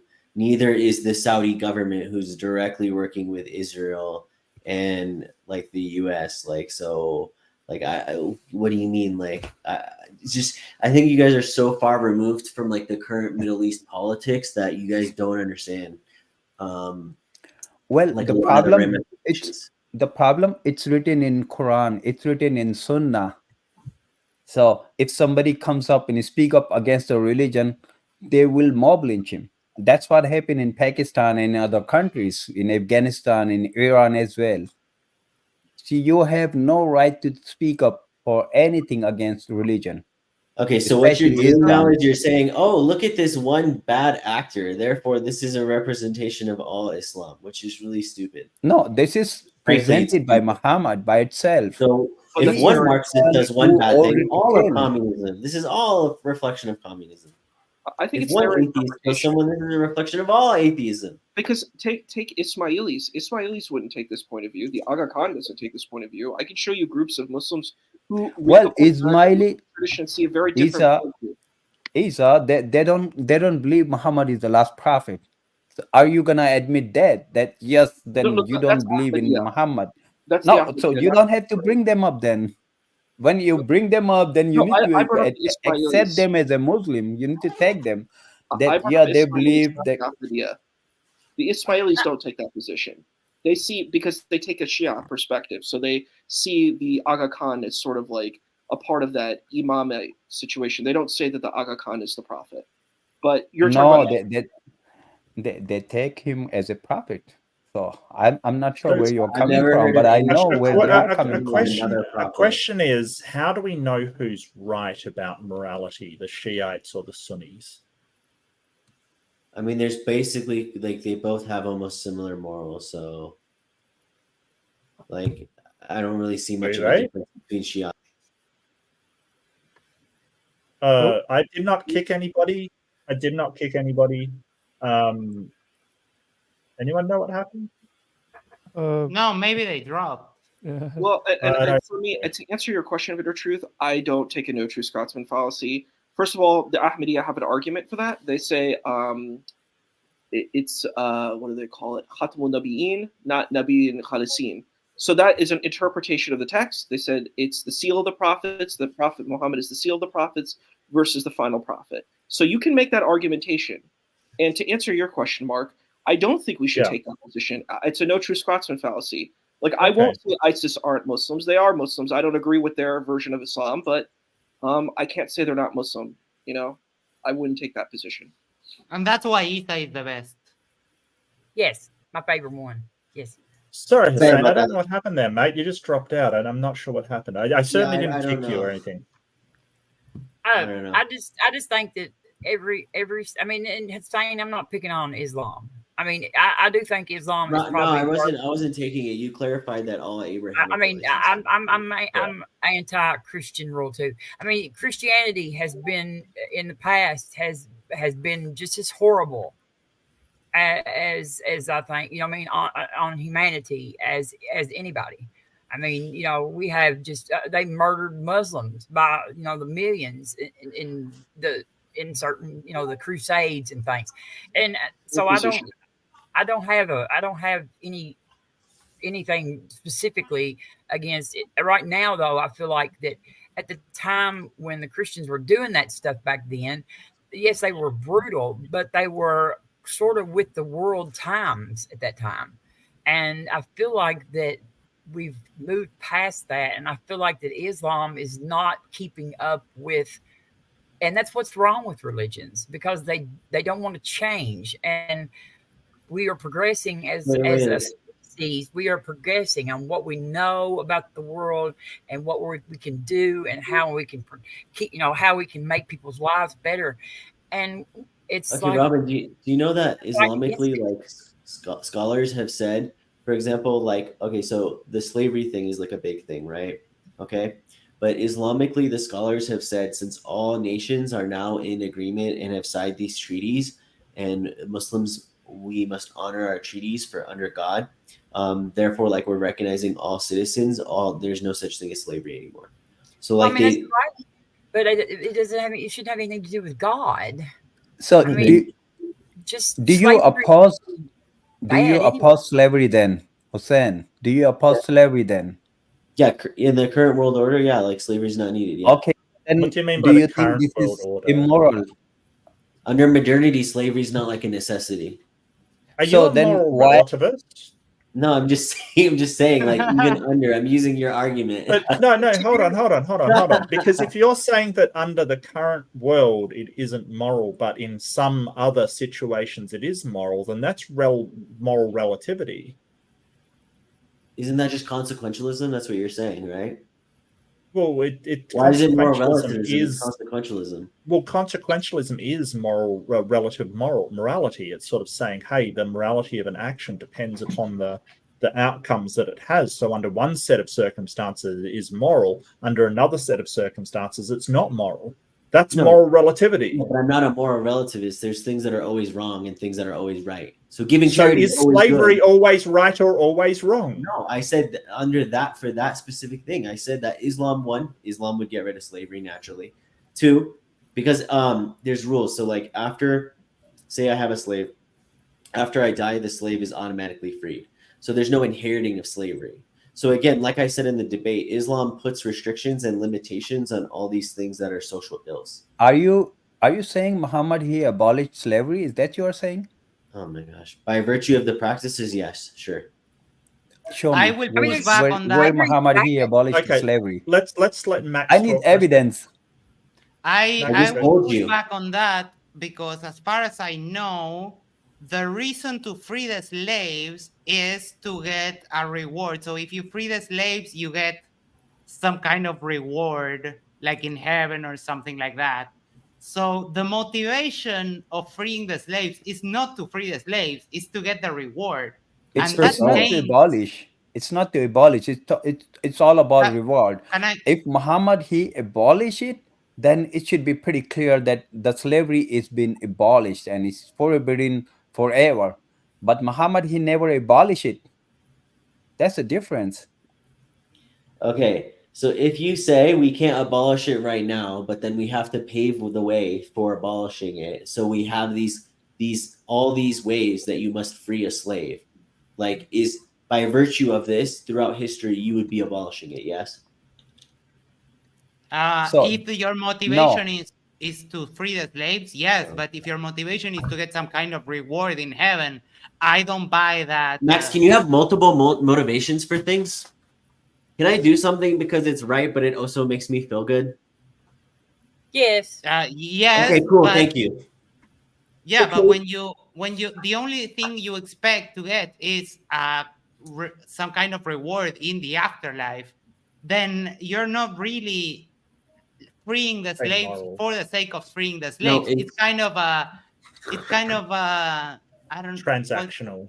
Yeah, I it's understand what you're saying. Yes, transactional. I understand what you're saying. So, Max, so there's like a hadith where they specifically talk about intentionality, right? So, for example, they say, "Oh, so and so was a good martyr," okay, and then they said, "Actually, he will be in hell." And they said, "Oh, what do you mean? He died for the cause of Allah?" And then he said, "No, he died because he wanted to be remembered. He wanted glory. listen, Glory. He wanted glory. slavery. So his intention is wrong." Hussein, In the So when you Middle free a Hussein, slave for selfish Okay, intention, let Zane finish. Let Zane finish. Hussein, Sorry. when you free No, a slave no. because Let you him love finish. God and you want to do the right thing, that's different than freeing a slave because of like some transactional way. Hussein, listen. So the slavery never been abolished in Islam. It is abolished slavery now. no. So it was Abraham Lincoln, not Muhammad. So No. my question is slavery sustained and it was till 1962 in Yemen, in Saudi Arabia, and a lot of Gulf countries. It's been practiced for years and years. It's been abolished by the Abraham Lincoln, and after that, Okay, congrats, bro. They're not. Again, Saudi Arabia isn't living up to my ideal of Islamic standards of good character and virtue. Why do you bow down to kiss a king when you're not supposed to bow down to anyone? I wouldn't. No, my point is that listen, you I'm were shifting the highlighting a fact that they goalpost. You were claim to just be trying something to. that they're not. No, so the problem, you were shifting the goalpost. You were just trying to say Muhammad. He says if you pay this to this slavery and just release her, you'll get blessed or something like that. You were just talking about. It's not telling us that the slavery been abolished, and the slavery sustained till 1962 in Saudi Arabia and other Gulf countries. That's what I'm talking about. If the slavery been abolished, you have to show us the proof that God forbidden slavery and you no longer to have a slave girls. But nothing is in there, even you know though about in God's any qadr? hadith or You know about Quran. God's qadr? Do you know about God's qadr, bit or truth? God's qadr? Yeah. What is that? It's that there's like an overarching fate. And so when Islam came to power and it's talking about some stuff that will happen, it's saying basically he's starting the process of removing slavery. So the God cannot abolish right away, and it needs a process. Is Oh that my you're God, saying? dude. The whole point. I Do think you know this the looks do you like know like the point hilarious of to any me. I mean, religion? Do you know the point of any religion, Bitter Truth? It's the point is the refinement of humanity. Like so the it's like human. you're missing like this overarching narrative in like all of religion. It's the refinement of I mean, humanity it's and the such an individual. interpretation. I don't think Not an interpretation. it's works. Yeah, The this whole is thing of your akhlaq, interpretation. the whole thing of virtues, the whole thing of inner jihad, the whole all of this. Like every religion talks about this. Like, what are you talking about? Wow. You're just like, yeah, religion doesn't say it, guys. Well, if Muhammad he You're abolished lying. the slavery, It's a totally new you wouldn't concept. be making a lot of excuses, and you would be showing us even though the words or the hadiths, but unfortunately you don't have anything like that. That's why you are just doing interpretation. What you It's are not doing, interpretation. it's not gonna Again, help. It's all there was your social ills interpretation. at I'm the sorry. there's social ills at the time, and Muhammad, peace be upon him, put restrictions, and you're just completely ignoring that. So if it says, oh, the best of you are people who never hit your wives, then the goal and aim is that you never hit your wife. But he says, if you are going to do it, here's this restriction. So, and then you're like, oh wow, guys. I mean, Even the Umar time, your Khalifa Umar, he never abolished the slavery, and the women, they were not allowed to cover their body. They can only cover their the bottom of their belly, but they are not allowed to cover their chest. And they were selling the slave girls, and they were having a multiple sexual partners. Why the God never abolished it? Do you have a girlfriend, Bitter It's Truth? supposed to. Do you have a girlright? I don't I'm see how married. that's relevant. Okay, wait. Have you ever had a not girlfriend? relevant. Did That's you ever not have a relevant. girlfriend? Did you ever have a girlfriend? I mean, what is this question? I want Mark. to see if you know what the definition of a concubine is. By the way, I want to know what's the regulations on hitting a woman. I told you it's with a toothbrush. Basically, it's like with a toothbrush. Yeah, it's like I'm mad at you here. No, really? There's David would address this. The scripture, it is hadith, but they talk about a woman being like beaten till she's like purple and green. Like no, she that's must have been another hit many times, really hard with that little toothbrush to be in that state. Like it's just such bullshit, man. All right, Tyler, you're literally a fucking moron. No, so you're listening to David Wood, a fucking Islamophobe. Who literally lied. That's not a thing. Holy moly.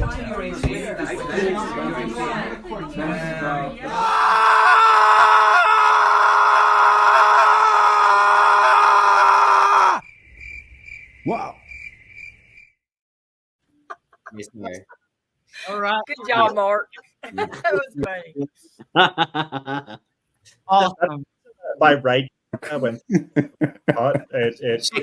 thank you, Mark. Yeah, let's bring down the tempers. Come Okay. on. Hold on. David I'll let is you guys taking get a back. hadith. David is Real taking quick. a hadith out of context. The whole point of the hadith in context is that the woman lied and she didn't actually get beat. That's the whole point. So he literally she's saying, Aisha says, oh, I've never seen someone hurt as much as her. Okay. And the whole point is that she lied and she wasn't actually beat. Also, the other hadith does talk about you not being able to leave bruises and marks and anything like that. So basically the implication is that you can't beat them. You can only, the most you can do is go, Why not? Oh, wow, Why the not Quran just, why says. not just say don't hit them instead of Huh? what was it? Toothbrush? Like how long did Muhammad have toothbrushes? It's a miswak. A miswak is like a stick that you chew on. It's the word toothbrush. He's using I think one of the things that we're sort of touching on is you don't have to, like this symbolic beating. It's kind of like you don't have to hurt somebody in order to enforce violence upon them. You can threaten to beat them. If you remember Dark Knight, right? The menace that one guy had by putting his hand on another's neck kind of thing. And so this symbolic thing, it's just unhealthy in a relationship to have that power dynamic where one person says, hey, I have power and authority to lay my physical presence upon you, but you don't have the same power over me. Yeah, That's because my for opinion. me with a toothbrush, I'll probably pick up like a shop brush. No, it's like a little tiny stick. You can look into it, but I mean, it's anyways, it's sorry, right. Tyler, but my whole point is that if you look into it, he ignored context. So I mean, nobody has a right to hit women or men. I mean, I don't have a right to hit men either. You know, that's I'm not a woman who beats on men either. Only women can be beaten by men, but I mean, women are not allowed to hit a man. See? How is that true? If men get hit men get lashed too. Like, how is we that don't even have true? a right to hit each other. I don't think that's right either. That's a violation of people's bodily autonomy. I mean, okay, if I you know, hit prison sentences are a violation of bodily autonomy, right? Okay, that's for breaking the social contract of okay, society. So the same thing. You're breaking the social contract inside the Islamic State. Like, what are you guys talking about? Right. Do you hear yourself? Hold on. The starting point is that men and women in an Islamic marriage start from a position of inequality. So when we're talking about the prison system, we are all under the same rules. So you know what's funny, Max? You can find like Muslim women who actually say that the Islamic system favors women. But and they would be wrong. Yes, I've heard women say that on the MDD Discord. Because like their money is their money, my money is their money. They get to keep all the money. They have inherited property rights. They have basically like the only really duty they only have certain duties. Disagree on that. Have more duties. I disagree on that. The women are inferior in Islam. That's true. Would you say a majority of women say that? Hussein, would you say a majority of Islamic women believe that being Islamic is better for them? Would you say the majority? Not I think most Muslim women are happy to say that they're Muslim. Yeah. Over 50% of them, you think? I think that's probably true. Yeah, probably sure.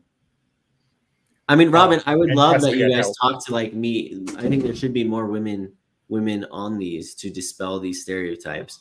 To be honest, so it would be nice. I wish you would come to Uruguay, meet a couple of my friends. Huh?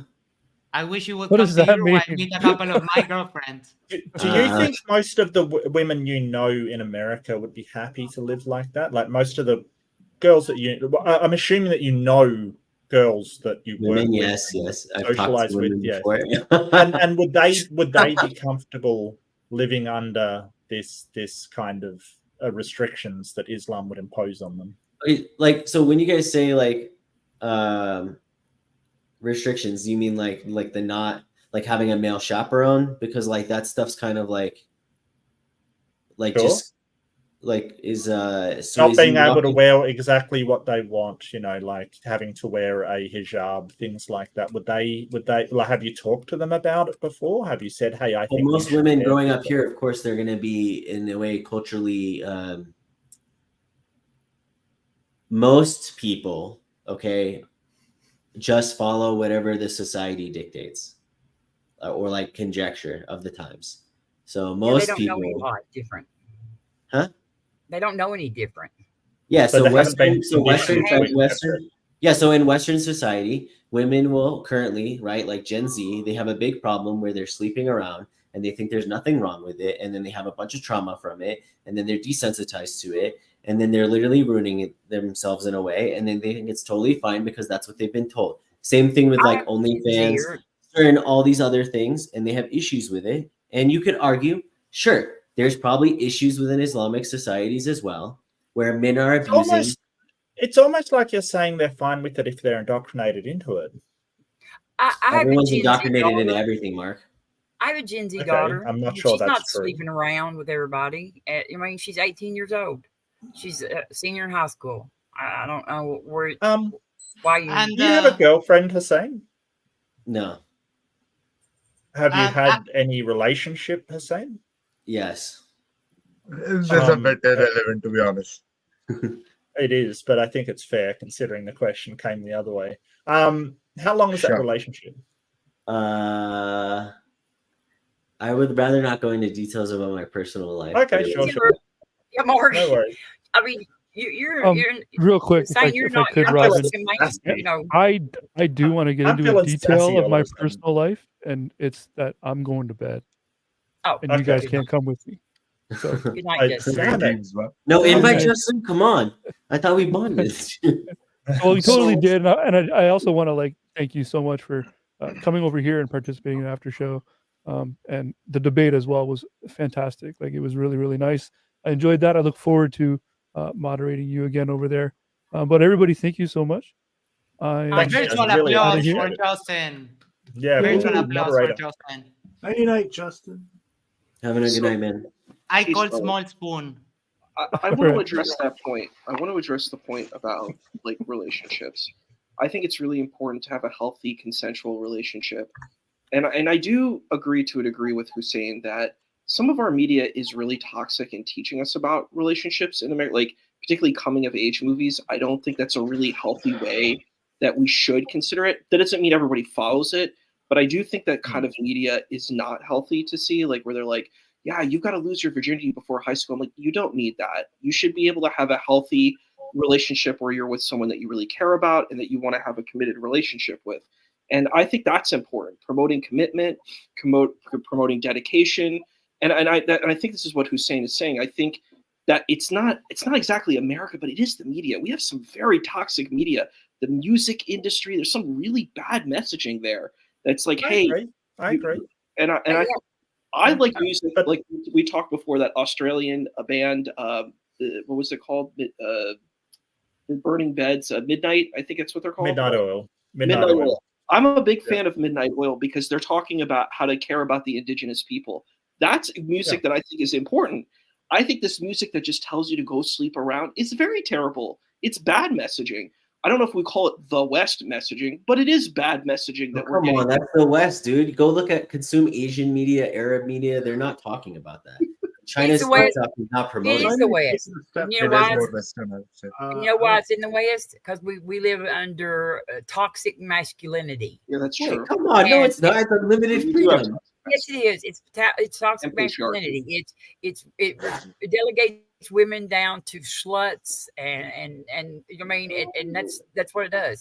And it men to go have sexual relations with women. It's actually really bad where it says we as men need to go and have sexual relations with all these women without having commitment. It's very bad stuff. And it's and then I was talking because I was a special ed teacher. So I had a students and they were listening to hip hop music, and they had this album cover where there's this one man with all these pregnant women. And it's indicating that this man impregnated all these women. And I talked to the female students. I'm like, what do you think about this as a woman? They're like, yeah, I love the music. And I'm like, but what do you think about this message? Do you want to be in this space, or do you want to have a committed relationship with one guy, And this guy is not just going sing a billion women. So this problem exists everywhere. This idea where people are not committed, and we need commitment, I think. Yes. I would like to build on Issa's point, because I do find it to be a bit counterproductive that there's this concept in society that a person's worth is determined by their ability to procure sex. And one of the things that perpetuates that nonsense is this idea of an incel, that a person can be involuntarily celibate as if they're somehow entitled to intercourse. And if you look at the origins of that word, I believe it was first used by somebody who had just finished shooting up their school because they thought that everybody was a bunch of Chads and Stacys and that they were entitled to have a prom date, even though they made no efforts over the course of their high school career to make friends and to network and things of that nature. I think that this idea that a person is considered successful if they have a mate in some way, shape, or form is an absurdity. And especially during those years which are so integral to self-discovery, I think people need to focus more on discovering who they are and finding their true selves before they share that with other people. And I know that there's a very good argument to be made that human interaction at that level is how one does that. But I think that there's far too much pressure on someone's ability to have sex. I've had so much more to say, but I really got to go to bed. I can barely keep my eyes open. It's a stimulating no worries, but it's late where I am. So respect. Tyler. You're all care, Tyler. wonderful. Bye, Thanks, Tyler. Tyler. Great Really debate. appreciate it. Thank you for having me. This is my first time on your panel, Mark. I hope it's not my last. I have so much more I would like to say to you, and hopefully we could table that for another day. So Yeah, no, everybody. no swearing at me, all right? Like, just keep Stay it safe. clean, all right? No, I don't. I'm not. I'm so joking. I'm so joking, Oh, Tyler. okay. It's all good. It's all good. There was one thing you Take mentioned, care, mate. Hussein, that I kind of wanted to revisit a little. You kind of said like about women like ruining themselves by having sex. Yeah, I but think men that's, can ruin themselves too. Just to people clarify. don't get ruined by having sex. Actually, it's the opposite. I would say you get the more practice you get, the better you are. Yay, Max. Well, Max knows he's very practiced. Max, look, I kind of agree. Max, with when I'm Issa talking that about that, I'm talking about hookup culture specifically. Well, yeah, and I do think that some of those actions are destructive. I do think, though, that it can be something that doesn't necessarily have to be destructive. And I do agree with Issa partially that good relationships and healthy relationships and teaching young people that having intimate relationships and sex always means something and always isn't just something to be lightly done. I get that. But at the same time, we have to also teach them sex education and things like that to be able to, if they do want to partake in that and sort of have a healthy relationship with sex instead of a lot of religion. And I'm not leveraging this against you particularly, Hussein. I'm not sure what your view on it is, but they have this really repressive, don't talk about it, don't look at it, don't even think about it. And it leads to bad outcomes. So I got to go to sleep, but the irony right, mark, no worries. The irony mark is that Islamically, you have a duty to actually like fulfill your wife sexually. So just so you know, like that's a duty as a man. Yeah, but the counterpart of that is that you have implicit consent. You think you have implicit consent, so that kind of implies that you can force your wife to have sex when she doesn't want to, and that's disgusting. I mean, I obviously would disagree, but I gotta go to sleep, guys. It's like really late, so. I want to engage a point that you said, Max. Hey guys. Good night. Yeah, Hussein, take care, mate. I want to engage a point that you said, Max, about having more experience. I understand that point, but I think it's just we don't need to be so fixated on sex. If that's something that happens in life, okay, but I don't think it really matters. Some people are ace. I think we have to understand that there's a fluidity, and I think that our culture gets really, and that's the thing I agree with Tyler. We get so obsessed with sex that what's your body count? That shouldn't matter. It should matter about that you have a committed relationship that's healthy, and sexual intimacy may be a part of that, right? That could be a part of this relationship, but it shouldn't be the primary thing. And I think of movies like American Pie, Porky's. They're just obsessed with sex, and I'm like, this is not healthy. We don't need to be obsessed with that. And I don't think that you're propagated. I agree. I agree with you to a certain point. To a certain point. But when you live with someone and you're going to be spending the rest of your life with that person, ideally, it's good that the sexual connection is there and that it's a big part of living in a couple with someone. If you can't have a marriage if you don't have a strong sexual connection that fulfills you both. I do agree with you that over-sexualizing everything, it's not the best. But it is a very important part of couple life. Not for everyone, though. Some people are asexual. It doesn't have to be the physical intimacy. I think that's one aspect. I just think my point is only one fold. So I don't know if there's really a disagreement. I only have one point. My point is it shouldn't be everything. That's it. We can agree on that. Yes, with certain caveats, but we can agree. My position didn't say that it shouldn't be a part of things. It just shouldn't be the fixation that like all these coming to age movies are so fixated on. And like I watch these movies, and it's like your worth is based on your body count, and I think that's just insanity, and it's bad, and it's patriarchal. So yes, it's evangelical. Christianity here in America, especially, I can't speak for other countries, is very sexually like just it's they don't want to teach sex education. They don't want kids reading about it in school. They don't want this. They don't want that. But then they turn around and they're obsessed with it. It's an obsession, and it causes that kind of stuff. It comes out. Their sexuality comes out in weird ways. Is the way I feel about it. You're right. And just like the churches, all these churches that have, all these children. I mean, they're so repressive about sex that it causes perverted ways for it to come out, and it's screwed up girls and boys both in this country. You know what I mean? It's not just the women; it's the men too.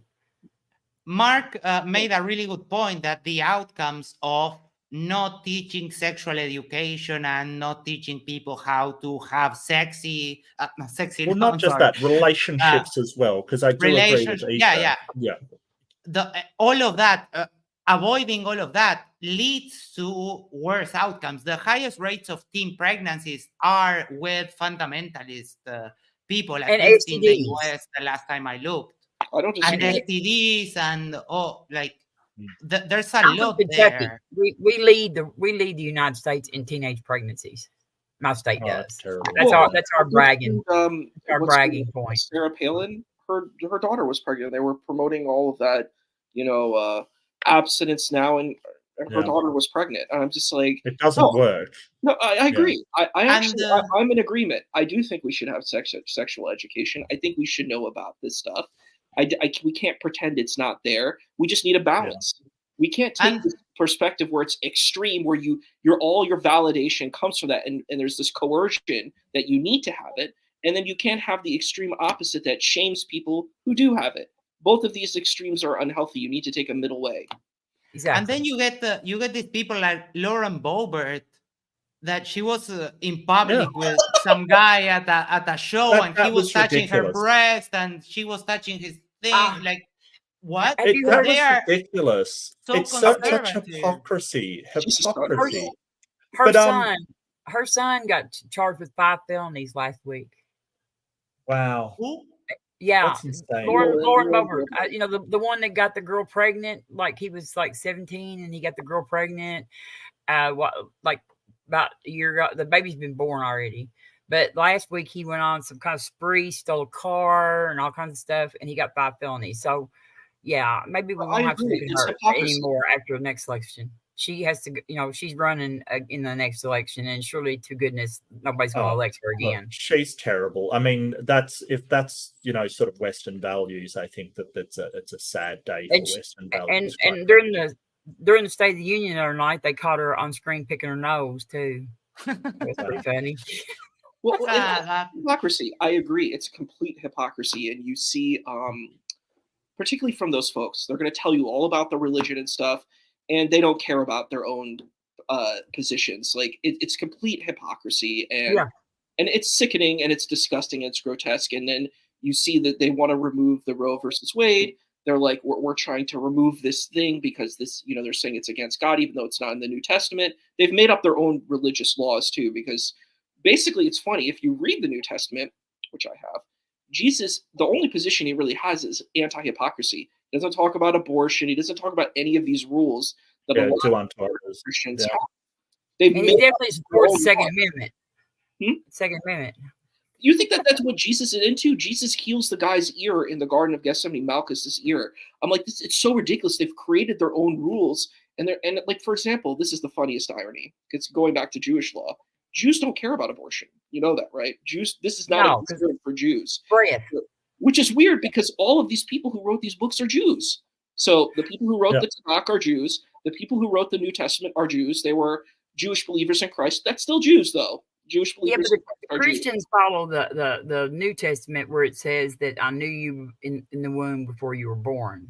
Yeah, this is metaphorical spirituality. The problem is the New Testament's a breath thing to them, and they don't listen.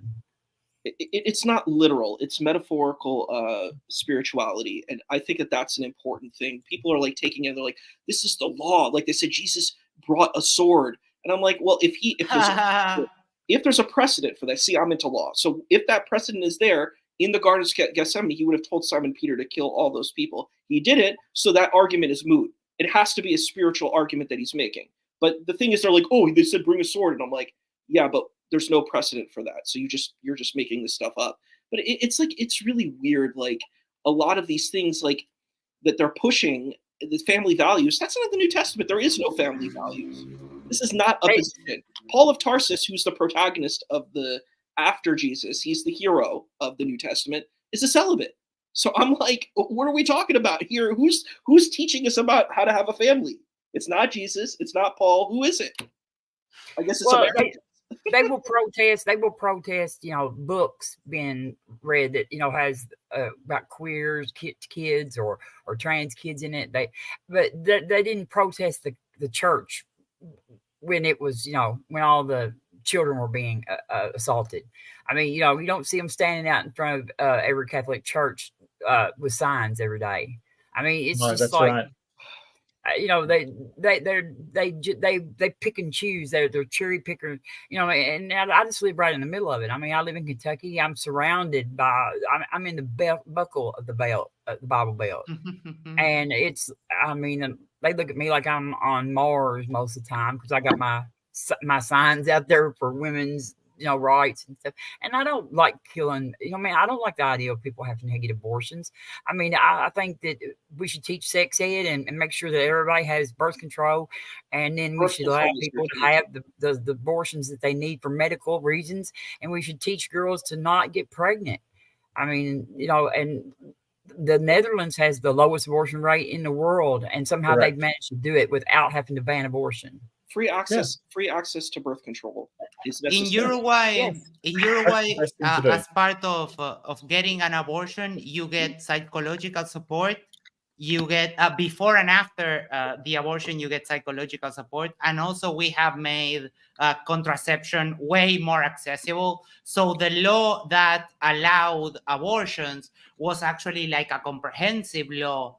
And what ended up happening after things kind of equalized, abortions went down. The amount of abortions went down. They will. I mean, they will. And ours has been dropping steadily every year, since like 1973. They've been dropping. It's just, they do everything. They don't ever think of the consequences, the long-term consequences. Everything is like a reactionary motion. They react to something and they implement stuff and they don't even think like one step past that. What is the consequences of what we are doing here? And it just drives me crazy because, you can sit and tell them all day, all the consequences, the crime rate is going to go up because they banned abortion, and all this stuff. And they don't care. It's like they just think that they've done something so wonderful. And it's just, look at Alabama. Alabama has declared embryos to be people, and so now the IVF clinics have had to shut down because they're worried about being charged with murder because they've got embryos that they usually dispose of, and now they're worried about. Right. And when they talk to the politicians and say, hey, couples can't get IVF and they want to have families, he doesn't even understand the problem that it's not, it's preventing couples who can't have children from having children, this law that he's passed, and he doesn't even understand what IVF does. Well, but see, Mark, it's the Catholic Church. The Catholic Church has been against IVF since it first started. Yeah. They see, they've been against they don't even like birth control. They want to get rid of that. They really are pushing to try to get rid of birth. That's what I've been trying to get the women in my life to understand. Some of them are against abortion, and I can understand that stand in a way. I can. But when you start telling women they can't have birth control and stuff, and that's what I told them. I said they're not wanting to just get rid of abortion. They want to get rid of birth control. They want to get rid of IVF. They want to get rid of everything that has anything to do with humans populating, that they think that's all up to God. Nobody should interfere with that. You either, if you get pregnant, you are meant to get pregnant and you are supposed to get married. And if you don't have babies, then you were meant not to have babies. That was God's will. That's the way they look at it. And so they've been against that just as much as abortion since the day it went in. Libel, I want to welcome you to the panel. Do you have any thoughts? I'm going to be wrapping up pretty soon. Like I was going to go for like 1.5, 2 hours, but it's 2.5. So, but that's okay. I've really enjoyed having all of you here. But what I might do is give Libel a chance to say something, or start a conversation on something, and then go maybe round the room after a bit and sort of wrap up, if that's okay. Right. Okay. Can you hear me? I can, yeah. Right, fantastic. Yeah, I was going to congratulate you first of all, Mark. I did pray for you. I did pray for strength for you because I thought you might need it. Because what? I prayed for strength for you because I had the feeling you might need it. This Hussein guy. Oh my goodness, honestly, he had my pulse rate was going up. The things he came out with. Are you not sure that he is not a radical? Because that's exactly how he came across, as if he's been indoctrinated. I think he might be a radical. He does have some views that I would see as very sort of vile on the radical side. Yeah, they certainly, I would vehemently disagree with them. But I mean, people have held different views, especially when you're younger and you grow up and you learn a lot and stuff. So yeah, I get what you're saying, and I vehemently disagree with his ideas. As I said, I'm representing secular humanism. I think that actually most Islamic people I know would vehemently disagree with some of his ideas as well. So I don't think that it's a problem with Islam necessarily. But again, I will contend that secular humanism is a better ethical system than yeah. But as you know, I live in Europe, right? In the United Kingdom since 1995. Scotland or North England from that accent? Northeast. But I'm originally from Germany. Germany. You have a German accent. Guten Tag, sprechen Sie Deutsch? I went to Germany. You have that German accent. Ja, natürlich spreche ich Deutsch. Was soll diese Frage? But the thing is, what is happening over here since about 2015 is a massive migration, mainly Islamic, and it's from countries where this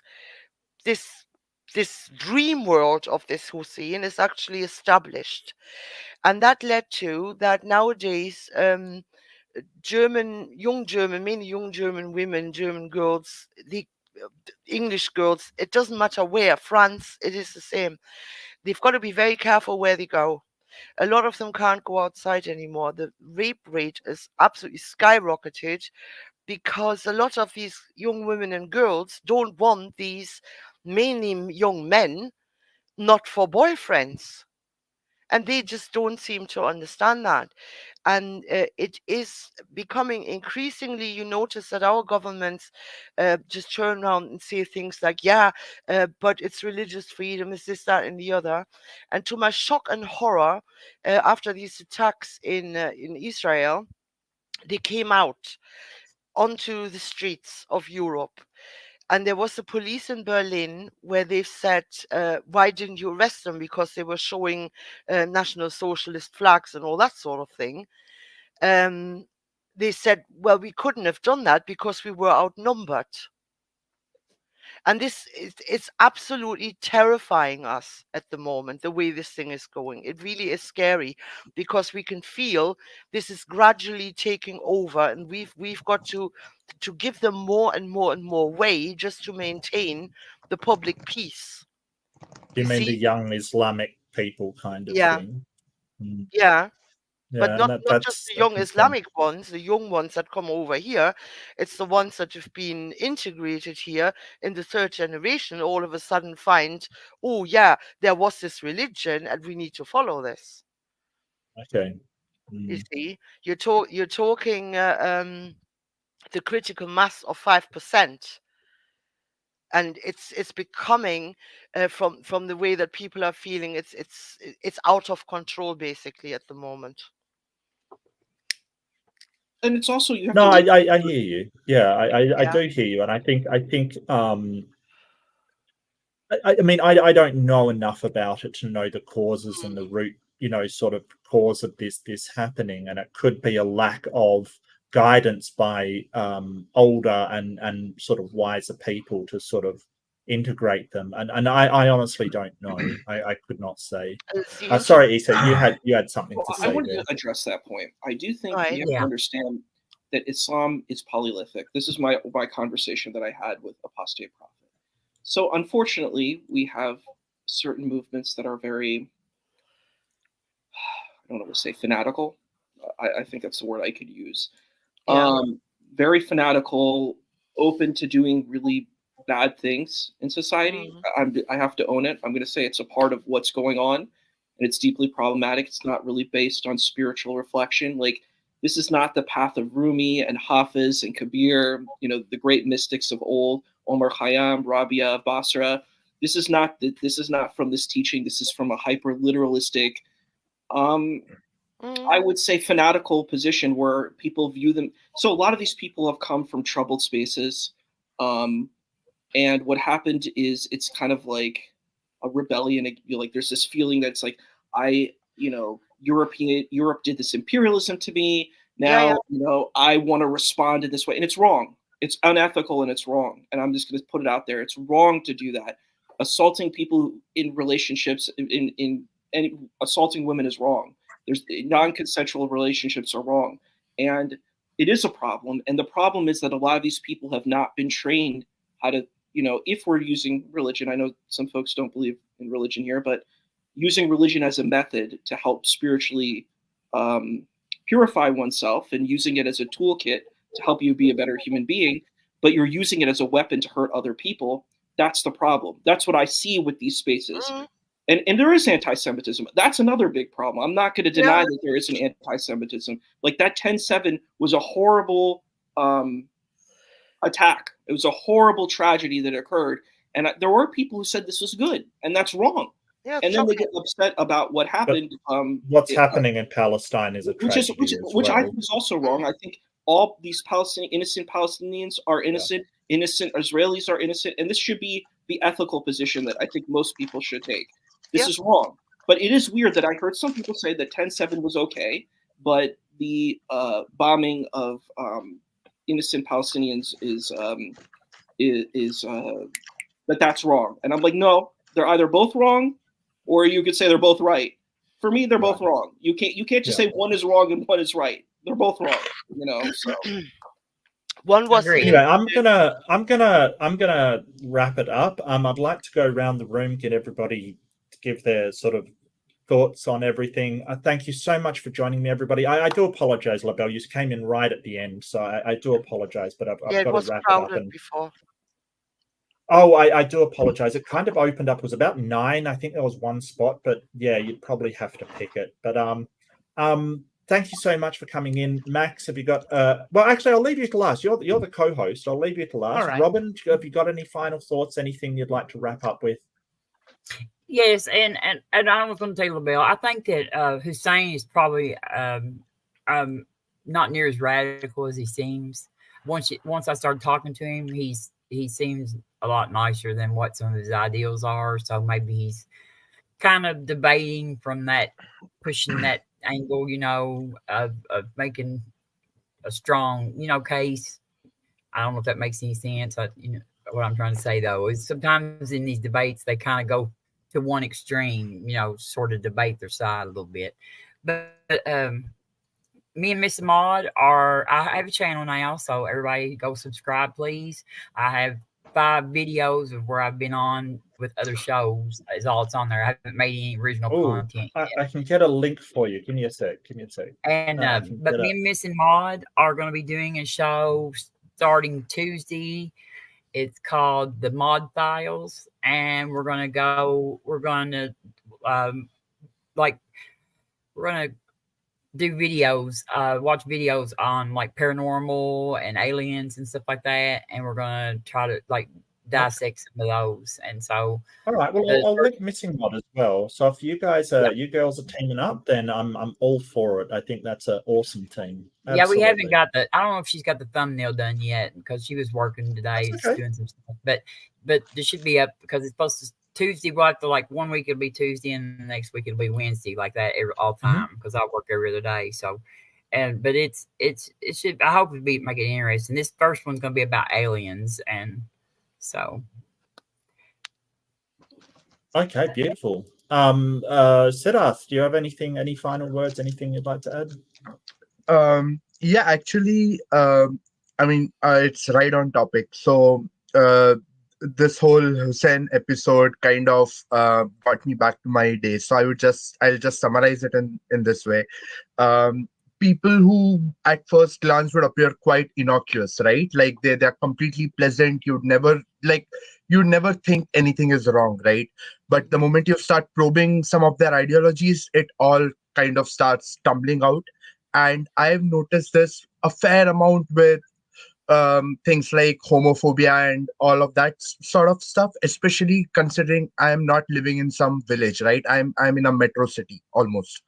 So the moment you start probing it, it all starts tumbling out. And I had to, like, go on this long explaining session to this 20-year-old kid about, like, homosexuality being as natural as anything. Like you can't start openly discriminating on people for such reasons. And it's just something you wouldn't think until you really come across a lot of their really closeted views. And Hussein, I would say, is very nice. Like, he was extremely pleasant. It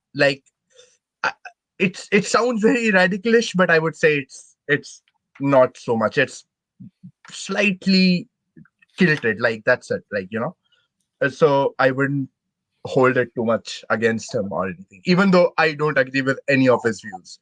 It's just it's obvious he's not a third party observer in this, right? He is effectively taking a defensive justificatory position on things that are plainly wrong, like anybody would say they are wrong, right? But it's can't help some things, like, it's just like science, like it progresses one funeral at a time, I guess. Okay. Isa, do you have anything to add? Just some final words, final thoughts? Wow. It was a ride, I know. It was quite a ride. I got you. There's a Hey, lot. Mark, can I say something? I forgot to. That Issa's going to be with me on the Kentucky Atheists on the 24th too. So cool. Okay, awesome. By there too. Issa's going to be. I'm me and Joe and Issa. So I forgot about that. Cool. I'm sorry. Oh, no, you're totally. That's all right. Thanks for the plug. I think for me, there's a lot of issues here. So where I stand, my personal stance on a lot of things are, I care about human rights. That's a very important thing for me. I'm actually finishing up this whole program, one of my classes on thanatology, which is the study of death. And I'm looking into bioethics. And in bioethics, you have beneficence, non-malfeasance, justice, and autonomy, right? So this is what I think, and I wanted to echo the Maslow's hierarchy of needs too. I think this is really important, that we need to have human rights and human justices. And focusing, if people have faith or people don't have faith, it's important to make sure that these rights are considered and that people's rights are not violated. I think this is a really important thing to consider. And I think that is something that was a kind of overarching part of this conversation. How do we make sure not to violate human ethics? And I think that's the most important thing. Whatever language you use, that's what we need to focus on. So that's kind of where I rest in this entire conversation. Thank you. Mm-hmm. That's fantastic. Yeah. And Max, do you have any last words? Anything you want to add? Yeah, thank you for having me over here. It was a fun after show, and you can I can be back anytime you want. It's always fun to hang out with you, and it was a good conversation. That I enjoyed the debate. I enjoyed the after show, and let me do just a tiny bit of shameless self-promotion. You can find me on Matters Now. Oz has delegated the pre-shows and after shows to me, so you'll be seeing a lot more of me over there. And I'm doing the show that Isa and I are co-hosting, the Tell Me That Story show. And tomorrow we're having Dr. J, Oz, and Hussein talking about, they're not having a debate, it's more of a conversation about what would be the best for society, atheism, Islam, or Christianity. It's part 2 of the video, and on Wednesday we're talking about curiosities on the Norse myths. And again, Mark, thank you so much. It was an awesome night. Oh, my pleasure. Absolutely my pleasure. And somebody sent in, oh, it's Maximiliano again. Thank you so much. Sent in a last minute 5 Singaporean again. Thank you. What a great stream. I haven't done any work today. Thank you anyway. I'm not sure if that's a good thing. I'll take it in the best possible way. Like, I'll take that as a compliment instead of a, how dare you interrupt me in my endeavors. Hey, look, well, that's what we're here for, I guess. But thank you so much, Maximiliano. I really appreciate it. I really do. And thank you for everyone for watching. All of my panelists, Isa, Max. Oh, yeah, sure. LaBelle, if you've got one more thing to add, sure. I really do got to wrap it up, please. Me. Well, you sort of came in when I was doing the wrap up, so I kind of, yeah. But if you do, just something quickly, sure. But yeah, very quickly. It was a great debate. I like the after show. I absolutely loved it when Robin came in, because that gave Hussein a little bit, oh my goodness, now here's a strong woman. I thought that was fantastic. And I mean, I am Christian, but I'm not sort of dogmatic with any church kind of stuff. I'm a bit of a weird Christian, just like Isa is a bit of a weird Muslim. Right. I'm not sure I'd agree, but yeah, I'm 100% sure. See, for example, I'm not homophobic. I'm none of this kind, because I'm 100% sure that Jesus he loved all people, and he would do that, and he would not go with any church doctrine.